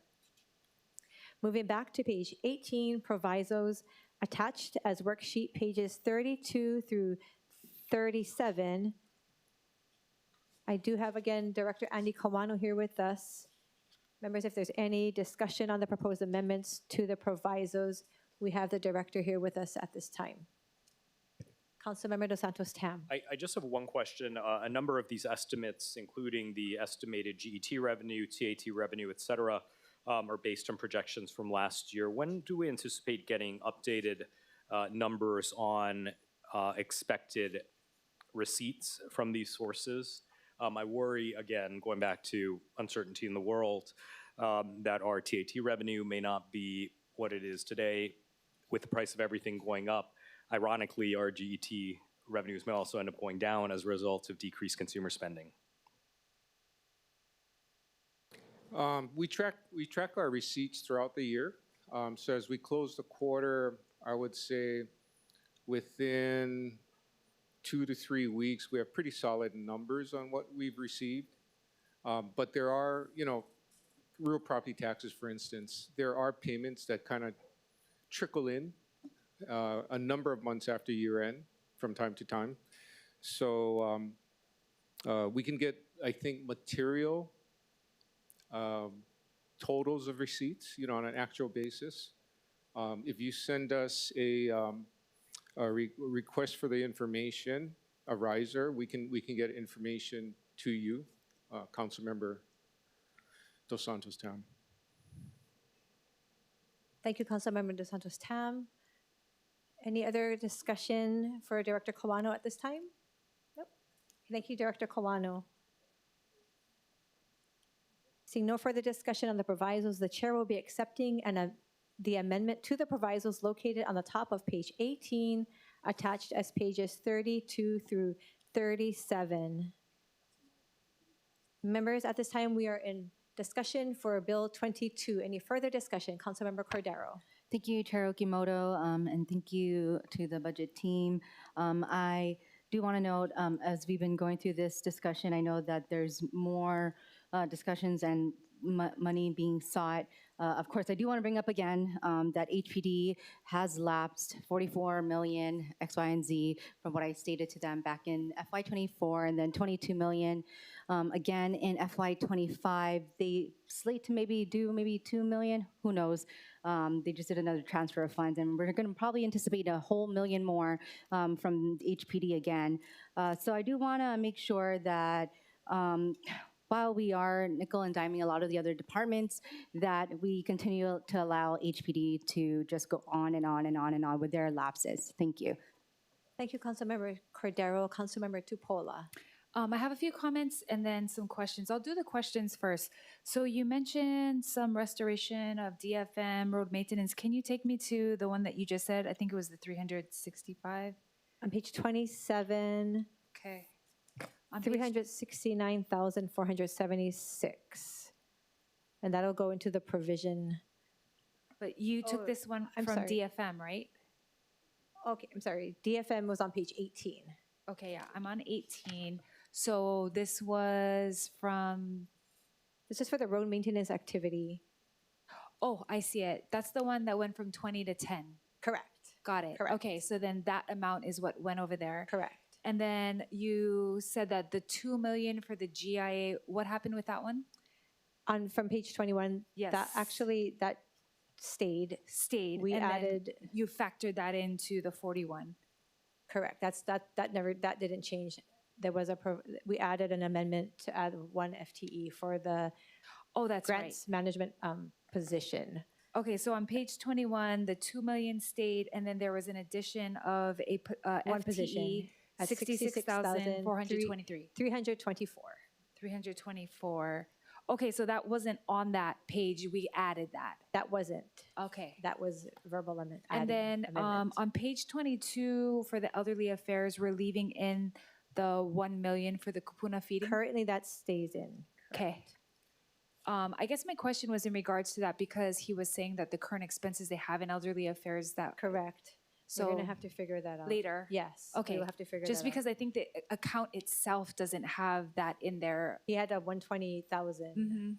Okay, we can discuss that later. We're going to have to. Okay, so page figure that out. 27, the amount that you came up with, the $41,577.15, that is the result of those changes. And that's the 41,507,015. Yes. That's after the changes with the 369,476. So that line item that says provision for operations and emergency recovery now has a new number. Correct. Okay, those are my questions. Okay, Thank comment. I guess a few comments. One is I do think that there is not as many divisions utilizing the 89-day contract hire. Let me just share a little bit about what that is. So for years and years, HPD was asked to do school resource officers. The answer was no, we don't have enough officers. No, we don't have enough officers. Then finally, we work with DHR and we cut contracts. So this doesn't include pension. It doesn't include overtime. It's literally just like an hourly wage that you get for being a school resource officer. So I want to say it's somewhere around like 80 or 90,000, and they work full time and they go to the schools. And that was something that took a little bit for us to do, but HPD has tons of contracts that they could cut that way. They could cut school support systems besides school resource officers. They could cut funds for presenting No Hope in Dope or DARE programs against drugs. They could do sign waving and not pay full-time officers to do sign waving. You could do contracts for that.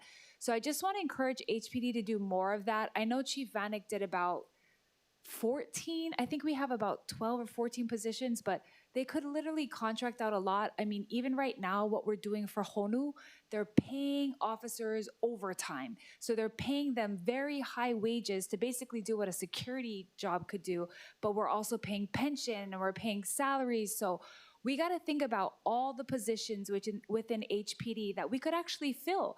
And like Councilmember Cordero said, they have millions that they're lapsing. They could fill these positions right away. We don't have to run around to our community and say we're understaffed. They could fill it right away and have a lot of people helping, especially if they are jobs that don't require actual law enforcement background or they don't require paperwork or investigations. I want to say that also applies to DEM. DEM is asking for positions. I think having a few more positions that he can the DHR process is tough. I think if he pulls those positions through, he could easily get contract positions up, and those contract positions could move rapidly. And if it works well, then we can talk about putting them into FTEs. Another thing for DFM that really needs to be considered, I said it, I'm going to say it again. These emergency agencies have to have emergency contracts. I was shocked when I found out that ENV had this emergency refuse contract that we've never used for 20 years. Without that contract, we would have never been able to handle the amount of trash we did with this storm. Thank goodness they had that backup. We need that same thing for DFM. In the event of an emergency, boom, they have 50 more workers. Like, it was crazy how many people were working out there. So I just want to make mention that there are probably things we have within the city that really haven't been used. If we use those, we can get to the same goals that we're trying to get through.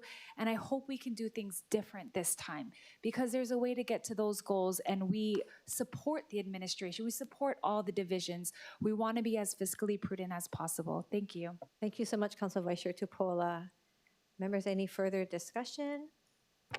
Oh, Councilmember Toba. I'm just going to be voting with reservations. Voting with reservations. Okay, thank you. Councilmember Kia Aina. Chair, just as a follow-up to both the comments made by the managing director as well as the Corporation Counsel, and I know we've all in receipt of the email raising concerns about the separation of powers. How are we addressing that? Are we going to be addressing that prior to the FD1? You mean today? We will have to address everything up. No, not. I guess I know what the objective is today, but before the FD1 moves, is it our intent? There's a couple of things that are going to happen. They're going to be sending the follow-up memo. Correct. But are we going to address this in any fashion? We will have to. Correct. That's okay. my That's all. intent. I just wanted to make sure, because again, I'm not. We're receiving all of this. We're all digesting everything, and Correct. I know your objective is to move this forward. And I tried to be mindful. I didn't want to hold it till this morning. I thought my office and I were, and working with OCS, we tried to present it to the administration and you guys as of yesterday and Yes, today. So, but with regard to these concerns and With everything, I their- just want to make sure that Correct. all of these things are going to be discussed and contemplated prior to it moving to the that is floor. my goal. Correct. Okay, I just need to make sure. Thank you, Flor Kaina. Councilmember Dos Santos Tam? Thank you, Chair. I'm not a voting member of the Budget Committee, but I am deeply concerned with the proposal to effectively create a council slush fund of $41.5 million that we dole out based on how well we think our public servants are doing in doing their job. I think that there's a huge slippery slope in politicizing their work, making sure that it will end up making them spend time keeping us happy rather than doing the work of the people. And I want to make sure that we're going into this eyes wide open, understanding what the potential consequences of that could be. I think that we are intruding a lot into how our civil servants are operating. And I'm very concerned about just lumping it into this slush fund that we would have control over via a resolution that, in the analysis and warning from Corporation Counsel, may not follow the proceedings of the charter, which direct that all of our funds need to be directed via ordinance. Thank you, Councilmember Dos Santos Tam. Any further discussion? Chair Waters? Well, a slush fund suggests that we could appropriate it for whatever we want. And that's simply not the case. it would have to come through resolution, presumably introduced by the administration, asking for the use of this money. So it's not a slush fund. And again, it's not a cut either, right? It sets aside money in the event of an emergency and or for operations. In light of what just happened with Kona storms 1 and 2, and what's been happening, not only here in Hawaii, but on the continent as well, but these storms are going to happen again and again. And it seems as though the administration is able to absorb what we heard, $30 million in this year's budget, which tells me that there is money available within the budget, and it sets it aside. It's also could be looked at for fiscal stability, right? We're always worried about our bond rating. So by putting money aside for a rainy day, I think it's just a prudent thing to do. Thank you. Thank you, Chair Waters. Members, any further discussion? I'd just like to close with a few comments. Today, we are making very difficult but necessary decisions regarding the fiscal year 27 budget. Central to this discussion is our responsibility to ensure that every taxpayer dollar is met with transparency, accountability, and most importantly, results. The recent city audit of the Office of Economic Revitalization, Report 26-02, has made it clear that the current structure of the OER is not meeting the standards our residents deserve.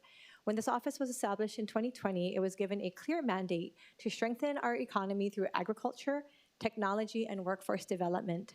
5 years later, the auditor finds that progress has been made on only 3 of its 8 core responsibilities listed in Charter Section 6-109.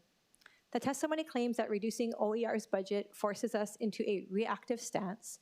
Respectfully, the audit shows OER has been reactive from day one. Despite being created in 2020, substantial program activity didn't even begin until fiscal year 2023. That isn't being proactive, that's being 3 years behind and focusing only on Charter Section 6-109A. We've heard today a lot about volatility and the proactive shield the Office of Economic Revitalization provides Oahu. But if we look past the buzzwords and at the actual January 2026 city audit, the reality is far less polished. Furthermore, we are told OER is a critical bridge, yet the city auditor found that OER has only successfully completed, again, 3 of the 8 duties mandated by the very charter resolution that created it. In any other sector, meeting less than 40% of your core mission will result in a reorganization. On the issue of federal grants, the testimony suggests that without these 20 positions, our grant capacity disappears. For perspective, in 2023, OER had to contract out a dedicated team to find and write grants because the internal staff wasn't getting it done. Finally, to the concern that the burden will fall on other departments, those departments like DCS and BFS are already carrying the weight. They are the ones doing the technical accounting for the $324 million in spending that the audit labeled tough to reconcile. We are not gutting an office. We are performing a long overdue fiscal right sizing. We cannot continue to fund ambassadors and connectors while 60% of their charter mandated work remains untouched. The Office of Economic Revitalization is currently suffering from a textbook example of mission creep. We are seeing a department that has shimmied through its legal mandates to become a secondary social service agency. While noble in its cause, it is not authorized by the charter. Based on the diverse testimony today, we can see that mission creep is taking place currently. This is not just my opinion, but law. Charter Section 6-109H1 is explicit. It mandates that this office, in coordination with its commission, prepare and update a strategic economic development plan for the city. This is not a suggestion, it is a mandated duty. It is time to prioritize performance over potential. By reducing the OER budget by $1.4 million and streamlining its staffing, we are not abandoning the goal of economic development. Rather, we are upholding the integrity of our administrative systems.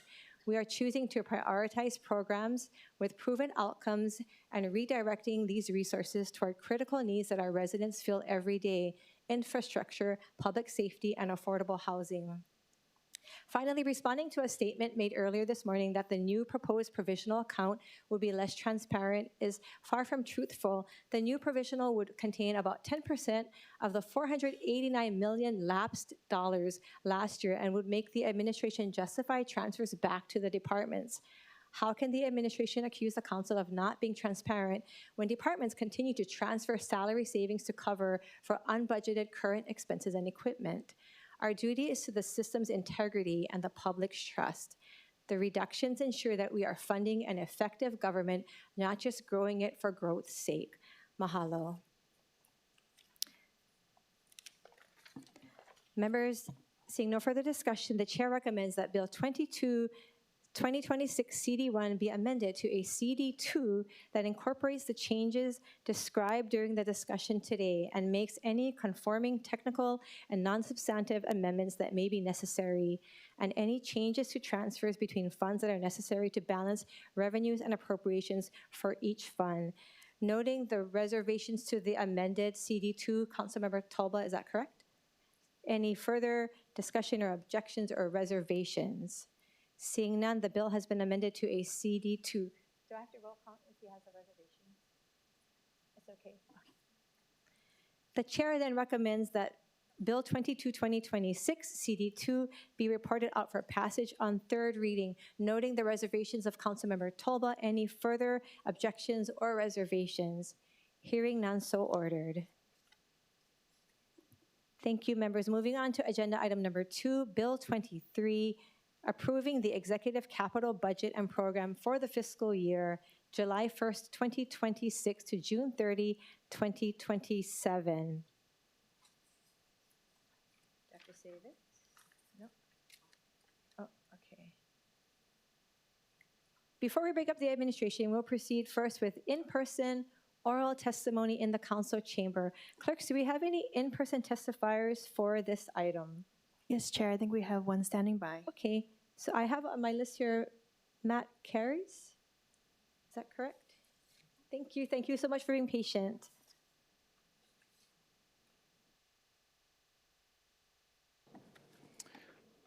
I would say good morning, council members, but we're far past that. So good afternoon. Matt Cares from James Campbell Company for the record. Standing here today on behalf of the James Campbell Company in strong support of the CD1 of Bill 23, including the deletion of Project 2010046 relating to land acquisition for a new landfill at Makiva Hills. Additionally, standing in support of the proposed CD2 amendment addressed in Council Communication 98, which deletes Project 2017-046 relating to an expansion of Waimanalo Gulch. For the record, James Campbell Company has been the steward and landowner of the land colloquially called Makiva Hills for over 140 years. We believe, as has been consistent with the city's general plan for over 60 years, that this land is best designated to house local families. It's currently zoned for over 4,200 homes. And so that for those reasons, and Chair, may I conclude? Please proceed. And excuse me, so that together with recent media reports, we wanted to be here today to show our support for our council member for the CD1 that the council has passed and share our unambiguous opposition to an acquisition for landfill purposes of this property. Thank you. Thank you so much. Members, do we have any questions for the testifier? Councilmember Tupola. Yeah, thank you so much for staying all day. We do appreciate it. I do think that one of the things that you stated was not very prominent in the discussions last week, that land is zoned for housing. Is that correct? Yes, council member. So we have lots of housing discussions here at the council, and it's hard sometimes. Sometimes people don't want the housing, and here we have land that's zoned for housing, and the city is proposing or was proposing to have it be a landfill.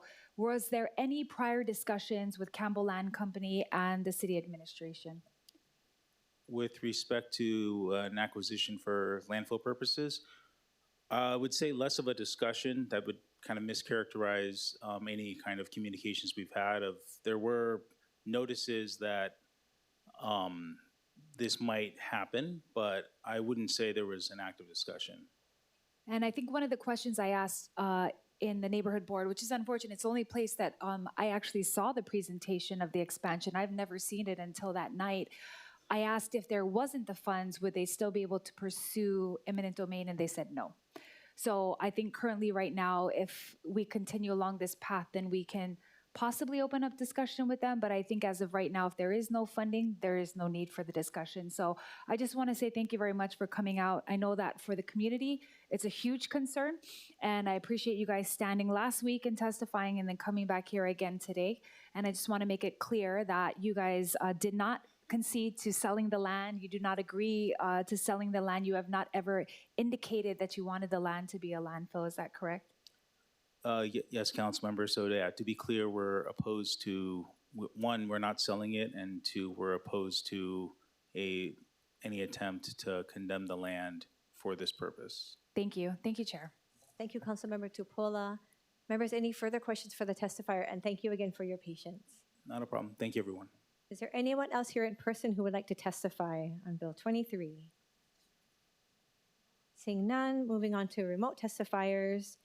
I do have a list in front of me. I'll read through them, and if you are online, please unmute when your name is called. I have George Tanabe, the testifier online. Testifier is not logged on. Okay. Thank you, Willa Tanabe. Testifier is not logged on. Thank you, Madam Clerk. I have Naomi Takai. Testifier is not logged on, Chair. Okay. Caitlin Britton. Testifier is not logged on, Chair. Thank you. Ken Williams. Testifier is not logged on, Chair. Sweetie Nelson. Yes, testifier is online. Okay. Aloha. Good afternoon, Ms. Nelson. Aloha, AA Chair and fellow council members. Thank you. It's been a long day, I know, so I'm going to keep this short. I did already submit written testimony, but I just wanted to briefly highlight some of the economic impacts that are associated with the landfill proposed at Makaiva Hills. So Sweetie Nelson, Director of Destination Marketing for the Ko'olina Resort Operators Association. I'm here on behalf of the Ko'olina Ohana, which is our resorts, our community partners, and nearly 10,000 employees, many of whom live on the west side. We strongly support Bill 23 CD1, which removes the proposed $30 million appropriation to acquire the Makaiva Hills property for landfill expansion. Ko'olina was envisioned as a master plan resort community designed to generate long-term economic opportunity and stability for West Oahu. That vision has been realized through world-class assets that enjoy high occupancies year-round, including a globally leading Disney resort, Marriott Vacation Club's top-performing property, Oahu's first Four Seasons resort, golf, marina, and 6 residential communities. Can I continue? May I continue? Please proceed. And there's significant developments still ahead. As a cornerstone of the Kapolei City Master Plan, Ko'olina has remained deeply committed to uplifting West Oahu and Ewa communities. In 2020 alone, Ko'olina generated $2.5 billion annually in economic impact for the city and state and supported more than 5,300 permanent jobs. With future development, that annual impact is projected to reach $9.5 billion. These revenues, including property taxes, GET, and TAT, directly support public education, healthcare, social services, public safety, infrastructure, and community programs across Oahu. We strongly oppose the expansion of the Waimanalo Gulch sanitary landfill into the adjacent Makaiva Hills properties. In short, the landfill threatens the substantial economic benefits generated by Ko'olina currently and into the future, and diminishes the appeal Oahu's most successful travel destination offers potential investors, hotel brands, owners, and visitors. Thank you, For Ms. nearly Nelson. 4 decades, If you could wrap up your testimony, that would be wonderful. I'm wrapping up. For Thank 4 you. decades, it's placed a disproportionate share of the island's undesirable ills on the west side. We respectfully urge the city to pursue alternatives that protect both our communities and our shared future. Thank you so much for your time. Thank you, Ms. Nelson. Members, any questions for the testifier? Okay, seeing no questions. Next testifier, Boyd Reedy. Thank you for being patient. I see you online. Aloha, good afternoon, Boyd. If you could unmute and then proceed, be sure to state your name for the record. Thank you, Mr. Reedy. Boyd Reedy. I'm with the Haleiwa Wailua Historical Society. The mayor was behind saving one of the old buildings that we're in now, the original sugar mill office building that had been abandoned for 30 years. And it has now been purchased by a cacao group that's going to save it. The next building, we have 3 in town that need saving. The next one is the Hongwanji. It's the 1902 established, one of the earliest Hongwanjis in the state. And it has persisted until today as a community active center and a resource for the spiritual development of the community. It's now a 1.6 acre site that the congregation has aged out, and it's going to be up for sale unless something is done with it. We need to adaptively reuse the current site. It has an excellent, beautiful temple with an unusually attractive artwork inside, and it's got a full parsonage that needs improvements, including a community hall down below and a kitchens and outdoor toilets for the bond dances. It's quite a good 1.6 acre site. It did not flood and has never flooded. So the mayor's interested in seeing to it that, you know, we did have a community center that was burned down in 2003 and went into housing. And this site is right in the middle of a planned redevelopment of the mill camp for low-income housing and to preserve the remnant retirees housing that the sugar company has always honored. So right in the center of this upcoming development is this site that could be repurposed and used as a historical site, community center, and the mayor's behind it. And we'd like to see that it gets in the capital budget. Thank you. Thank you so much, Mr. Reedy. Members, any questions for the testifier? Seeing no questions. Next testifier I see online is Nadine Takai Day. Aloha, good afternoon, Nadine. Aloha. I'm talking in regards to the budget item regarding the improvements of the Kmart Takai Veterans Memorial Aquatic Center, VMAC. My name is Nadine Takai Day, formerly Nadine Takai, the sister of the late Congressman Kmart Takai. I'm currently serving as the chairperson of World Aquatics Masters, and I'm a dedicated advocate of aquatics for all. Swimming saves lives. Supporting this measure is not simply an investment in infrastructure, it is a commitment to public safety and the well-being of our community. Like I said before, Hawaii is ranked second in the nation to childhood drowning. This is totally unacceptable. Studies show that formal swimming lessons reduce drowning among children by 88%. VMAC improvements will increase opportunities for youth development, multi-generational programming, expand access to community organization, and the American Medical Association has multitude studies that support aquatic exercises to reduce anxiety, depression, improve mental health, and combat obesity. This opportunity to invest in safety, health, community engagement, and economic growth all through one project.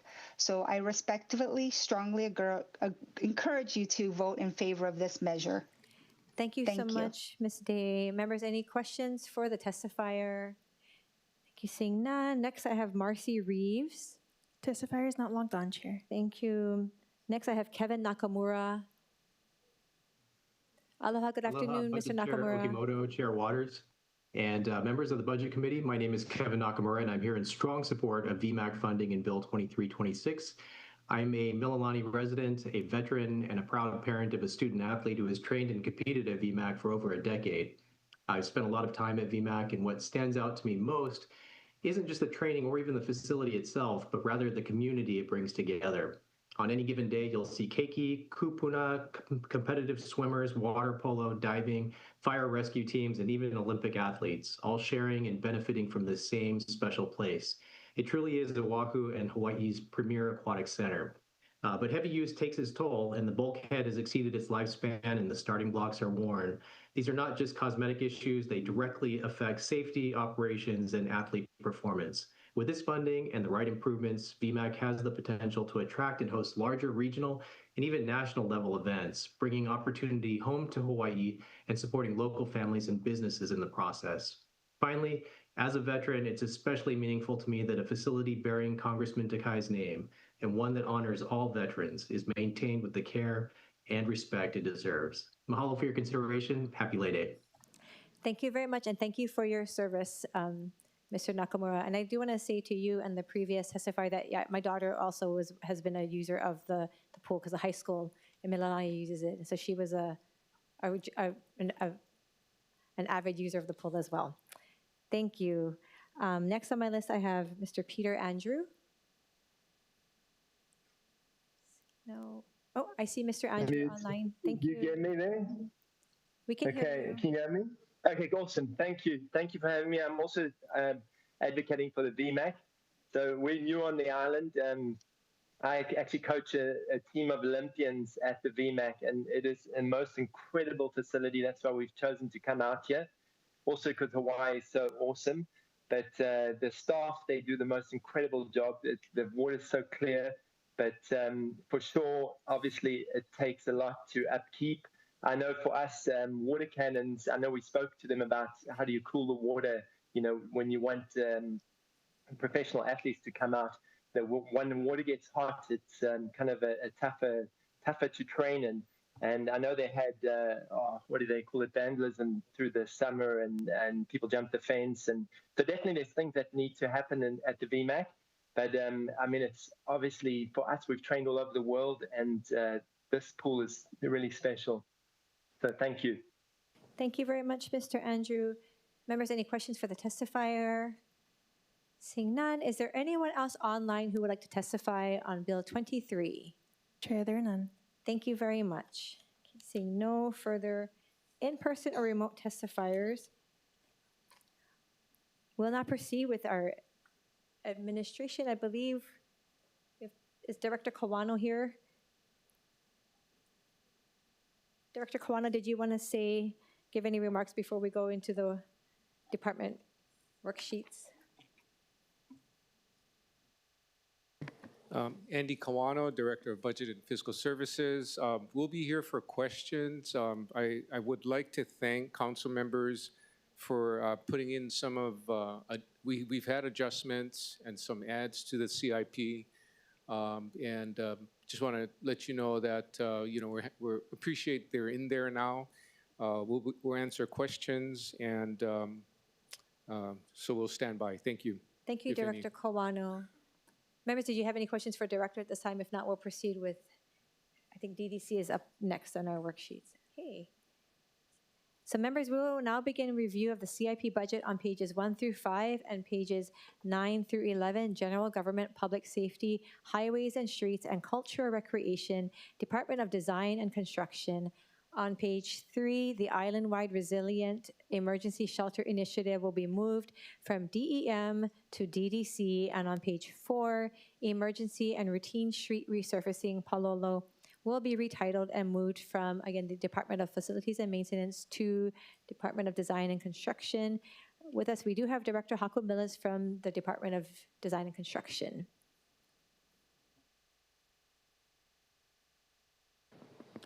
Good afternoon, honorable council members. I'm Haku Millis, Director for Department of Design and Construction. I'm happy to discuss each of these, but I think overall, I just want to kind of reiterate that we strongly encourage council to work very closely with city administration on priorities, work very closely, please, with our client agencies, the owners and operators of these city facilities and infrastructure, so that we can provide necessary support to the administration as we work through those priorities.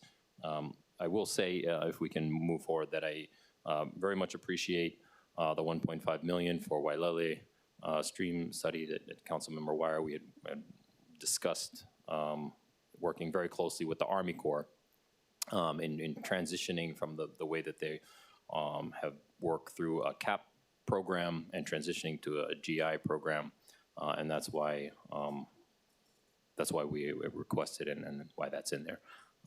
So happy to take any questions. Thank you. Thank you, Director Millis. Members, any questions for the Director of DDC? Okay, thank you. Thank you. Seeing no further discussion, the chair will be accepting the amendments to DDC as listed on pages 1 through 5 and pages 9 through 11. Moving back to page 1 and on the top of page 9, General Government and Human Services, Department of Housing and Land Management. I know that Director Auger is not here. I saw a Deputy Director here earlier. I don't see, is there somebody here from DHLM? Okay. Members, any discussion on Department of Housing and Land Management? Seeing no further discussion, the chair will be accepting the amendments to DHLM as listed on page 1 and page 9. Chair, on page 1, which one is DHLM? Oh, So I have, I see, I see. Under, so it was the James, and the and the Queen Theater. So on page 1, and then you said page 9? Correct. Okay, got it. I can go back to discussion. That was the affordable housing mixed-use development at the top of page 9. And I that don't one see is anybody no here. specific location for page 9? Or is that Ivalue? I'm trying to look. It doesn't have a specific location on here. This is administrative ask. Because that one is the 80 million, right? I'm sorry. The 80 million, yes. Well, I had proposed to take out 200,000, but it is the 80 million. Yeah. But there's no specific location for this? I don't see this. This was an administrative ask, and nobody hears from the department unless they walk in. Okay. Okay. Okay, well, I guess maybe at a different time we can ask where specifically that's going to go. Thank you, Chair. Okay, thank you, Councilmember Tupola. Any further discussion for Department of Housing and Land Management? Okay. Seeing no further discussion, the chair will be accepting the amendments to HLM as listed on page 1 and page 9. And thank you for going back and forth. I tried to keep the departments together. So moving back to page 2, Public Safety, the Department of Transportation Services. I saw we do have Director Roger Morton here from DTS.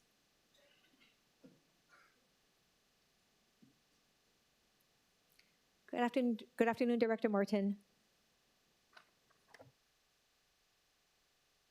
Good afternoon, Chair, members. Roger Morton, Department of Transportation Services. Two programs of ours are included in here. One is installation of traffic engineering devices at various locations. That's typically a locally funded program, lots of speed control type of things. Primarily in this one, fairly small capital type improvements. In this particular one, I think there was a little provisoing going on to sort of indicate which ones. We'll accept that. We don't like to provise them that way, but we'll do what we can. We have a complicated program with lots of different sources of money. This is not a money issue. This is just adding that. We'll take a look at those issues. For the traffic signals at various location item, pardon me, on the first one, there was a $100,000 ad, and respectfully, I think we would decline that if we could. But on the second one, it was, as I was saying, it was added traffic signals at various locations. We think we have adequate funding as is in that one. But primarily, we use federal funds for traffic signals. Thank you, Director Morton. Members, questions for DTS Director? Okay. Thank you, Director Morton. Seeing no further questions. For DTS, the chair will be accepting the amendments to DTS listed on page 2. Moving to page 6, Highways and Streets from the Department of Facility Maintenance. Is Director Albano here or somebody from, a representative from DFM? Nope. Okay. Members, we are in discussion. Any discussion on the amendments to DFM's department CIP? Nope. Okay. The chair will be accepting the amendments to DFM listed on page 6. On page 7, Sanitation, Department of Environmental Services. I did see with us Director Roger Babcock. Aloha, good afternoon, Director Babcock. Good afternoon, Chair, board members, council members. Roger Babcock, Department of Environmental Services. There are a couple items that have been discussed already that we need to talk about. and that has to do with the Waimanalo Gulch Sanitary Landfill. As we all know, we are running out of time for the city's landfill. Our current permit says that we have to close in March of 2028 and no longer accept waste at that facility. So we do have to have a plan to move forward. That's essential for the health and sanitation of our million residents on this island. So we do need to have funding restored both for the $30 million for the purchase of land known as Makaiva Hills, as well as the money here on page 7 for the expansion. We will run out of space at Waimanalo Gulch in 2031 or sooner, and we will need time to open a new landfill. The PIM will be heard later this month at Planning and Zoning on the 21st. We show a timeline in that PIM to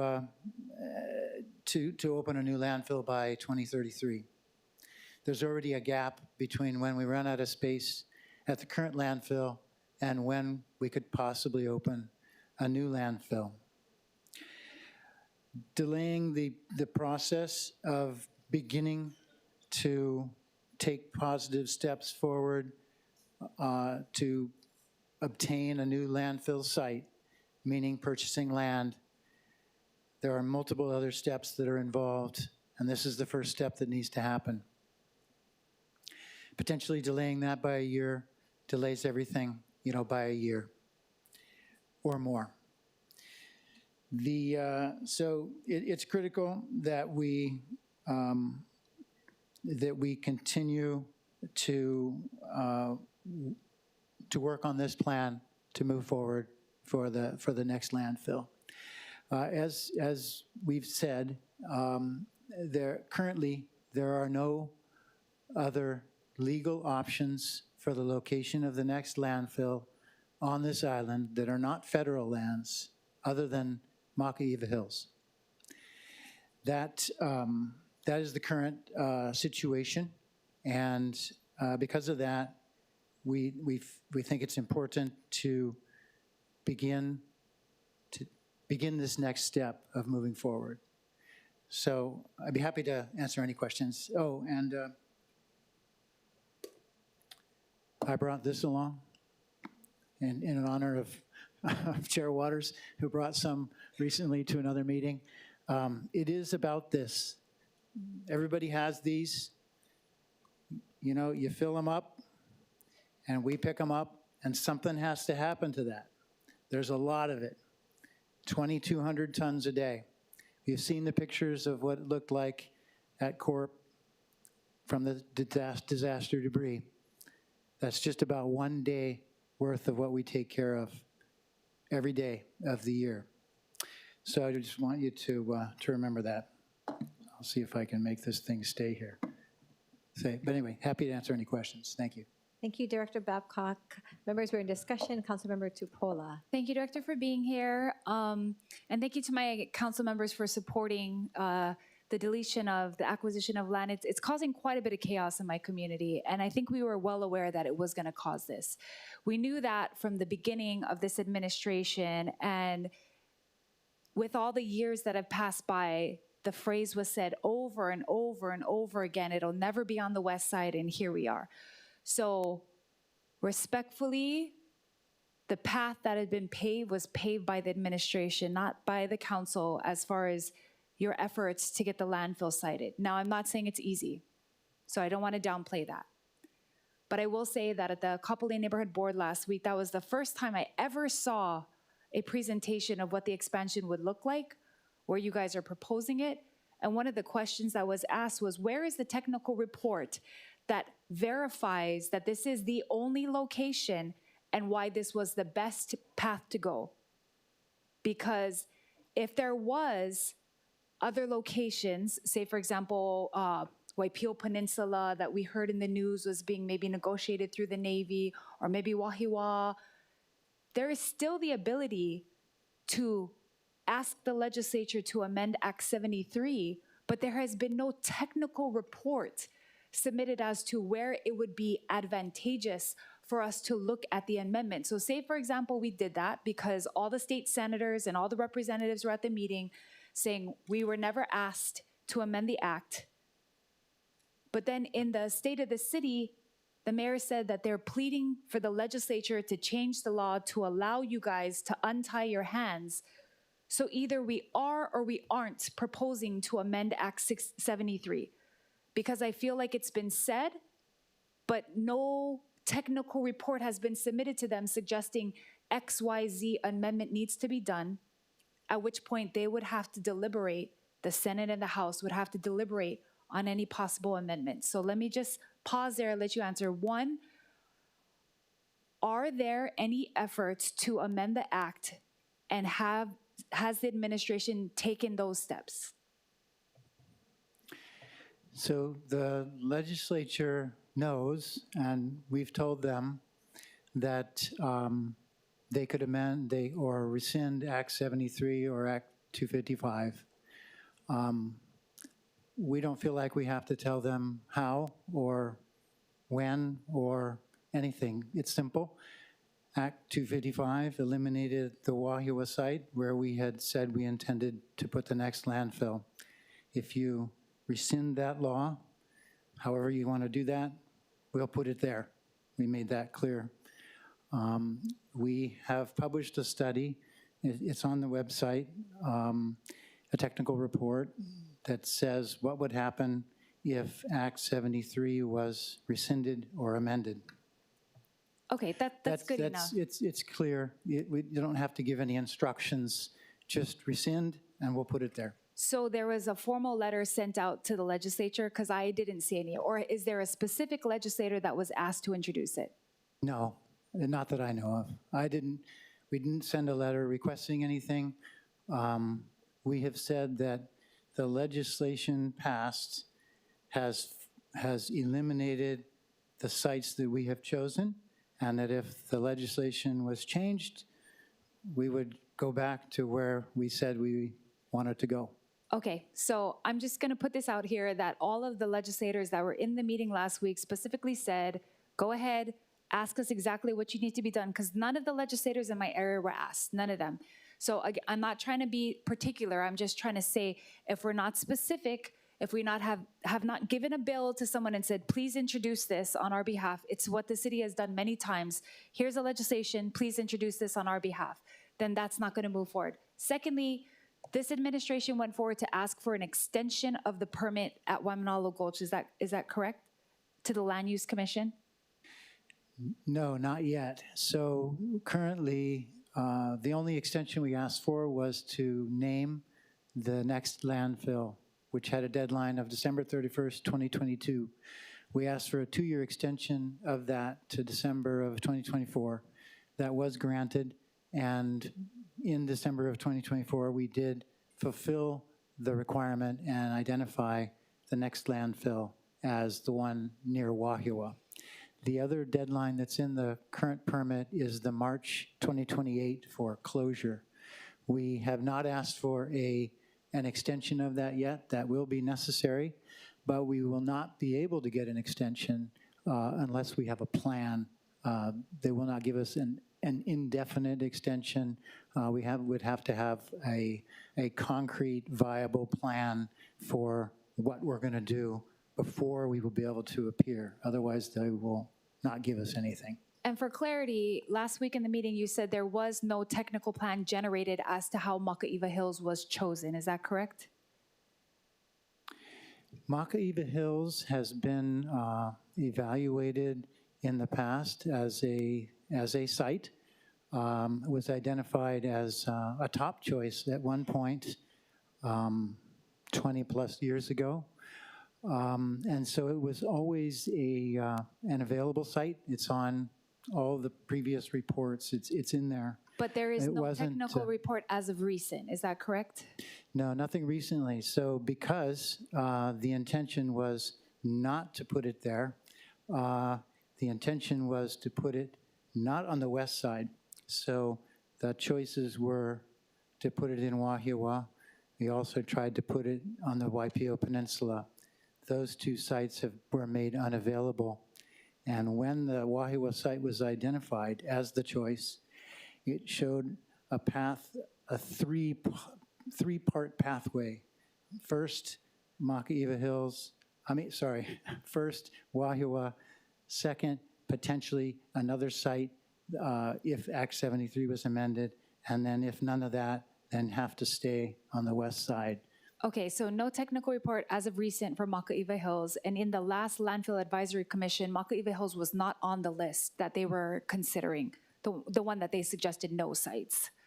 That's absolutely correct. There was not one that we asked our Landfill Advisory Committee to evaluate because that advisory committee was tasked with looking at sites, only sites that were not on the west side. That's Okay. correct. Thank you. Well, thank you, Budget Chair, for allowing me this line of questioning. Thank you, Director Babcock, for coming to the meeting. I do highly encourage the administration to pursue the correct steps with the legislature and not assume. Give a bill to some legislator, ask them to introduce it if that's what you guys want, and the full rescinding of any bill is not going to happen. There would have to be a very articulated proposed amendment to the law. I don't think they're going to repeal the whole law. So if that's the case, then a technical report suggesting, which it was mentioned at the meeting, Kapa'akoi, wherever it is, there would need to be specificity given because they won't repeal the whole law. They're going to possibly try to work with you guys on what could potentially happen. But if it was said that not the west side, then we're not going to do that. And I do not approve or support any funding of acquisition of land there to go back on what was said to the people. It just can't happen. This will create chaos in my community and it will never end. So I do suggest to this council, to this body, we heavily pursue the solutions towards acquiring the property next stage power, expanding materials recycling facility to elongate the life of our burners, to try to RFP out the materials that come out of H Power so that we do not need landfill dependency, or that you guys pursue Act 73 amendments. Those are the only paths forward. And I think we need to be serious about both of those paths. So thank you, Director. Thank you, Chair. Thank you, Councilmember Tupola. Members, any further questions or discussion for Director Babcock? Okay. Thank you, Director Babcock. Thank you. Seeing no further discussion on ENV, the chair will be accepting the amendments to ENV listed on page 7. Moving to page 8, Human Services, Department of Community Services. I have on my list Director Anton Kraki. I know Deputy Director Los Banos was here earlier. I don't see a representative from the department. Okay. Seeing no representative members, is there any discussion on DCS? Okay, seeing no discussion, the chair will be accepting the amendments to DCS listed on page 8. Finally, on page 11, provisos attached as worksheet, pages 12 through 16. I believe we have Director Kawano here. Director Kawano, did you want to give any comments on the provisos?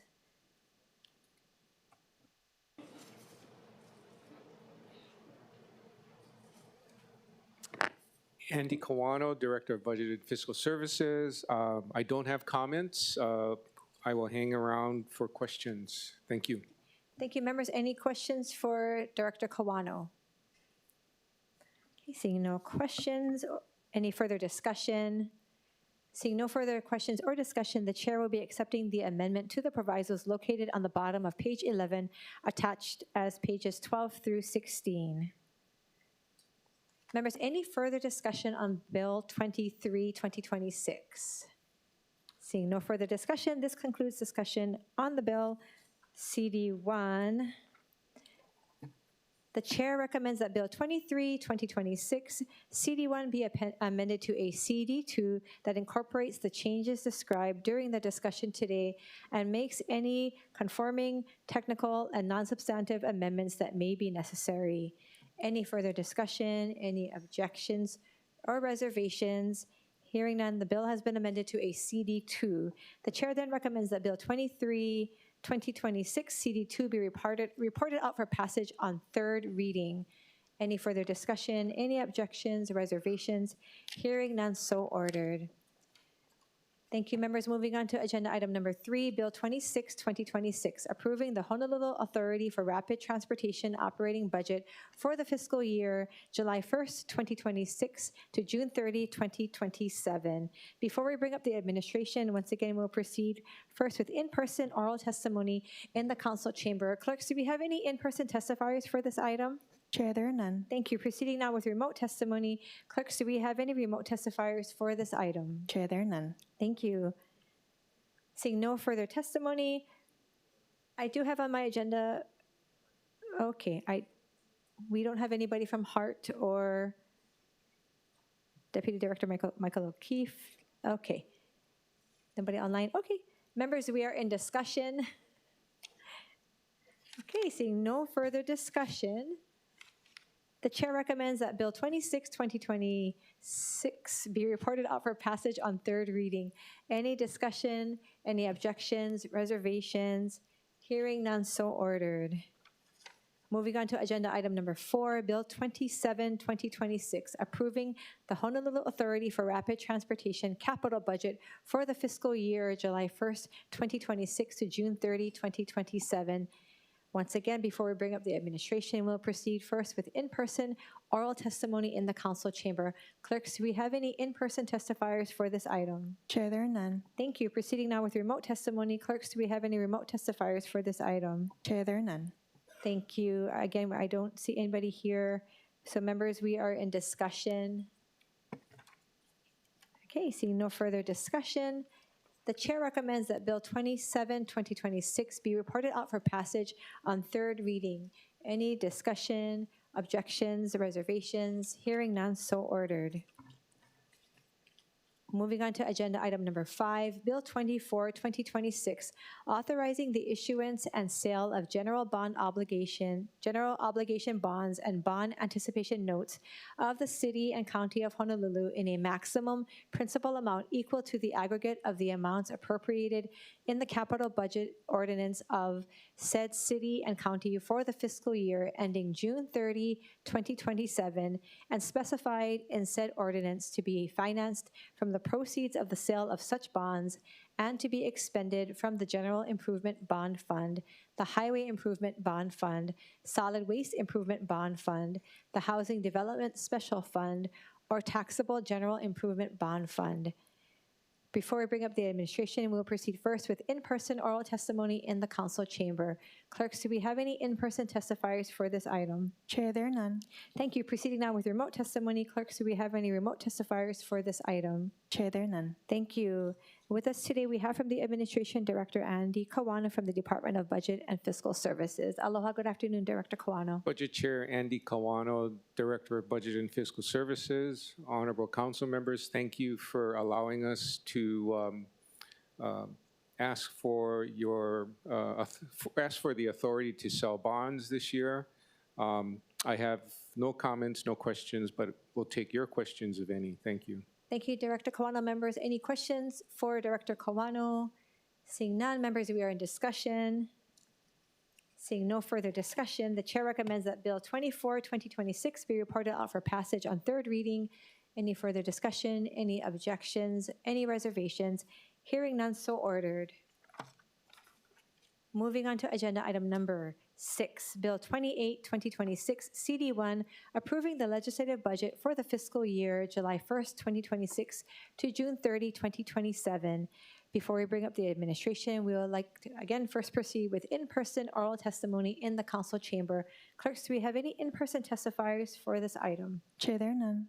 Thank you. Proceeding now with remote testimony. Clerks, do we have any remote testifiers for this item? Chair, there are none. Thank you. Seeing no testimony, members, we are in discussion. Okay, seeing no further discussion, the chair recommends that Bill 28, 2026, CD1 be reported out for passage on third reading. Any discussion, any objections, any reservations? Hearing none, so ordered. Moving on to agenda item number 7, Resolution 26-62, determining the respective tax rates at which real property in the various general classes in the city and county of Honolulu shall be taxed per $1,000 of assessed value for the fiscal year July 1st, 2026 to June 30, 2027. Before we bring up the administration, and we'll proceed first with in-person oral testimony in the council chamber. Clerks, do we have any in-person testifiers for this item? Chair, there are none. Thank you. Proceeding now with remote testimony. Clerks, do we have any remote testifiers for this item? Chair, there are none. Thank you. We'd like to welcome again to the podium here with us Director Andy Kawano from the Department of Budget and Fiscal Services. Andy Kawano again, Director of Budget and Fiscal Services. I have no comments or concerns with regard to the bill. Thank you.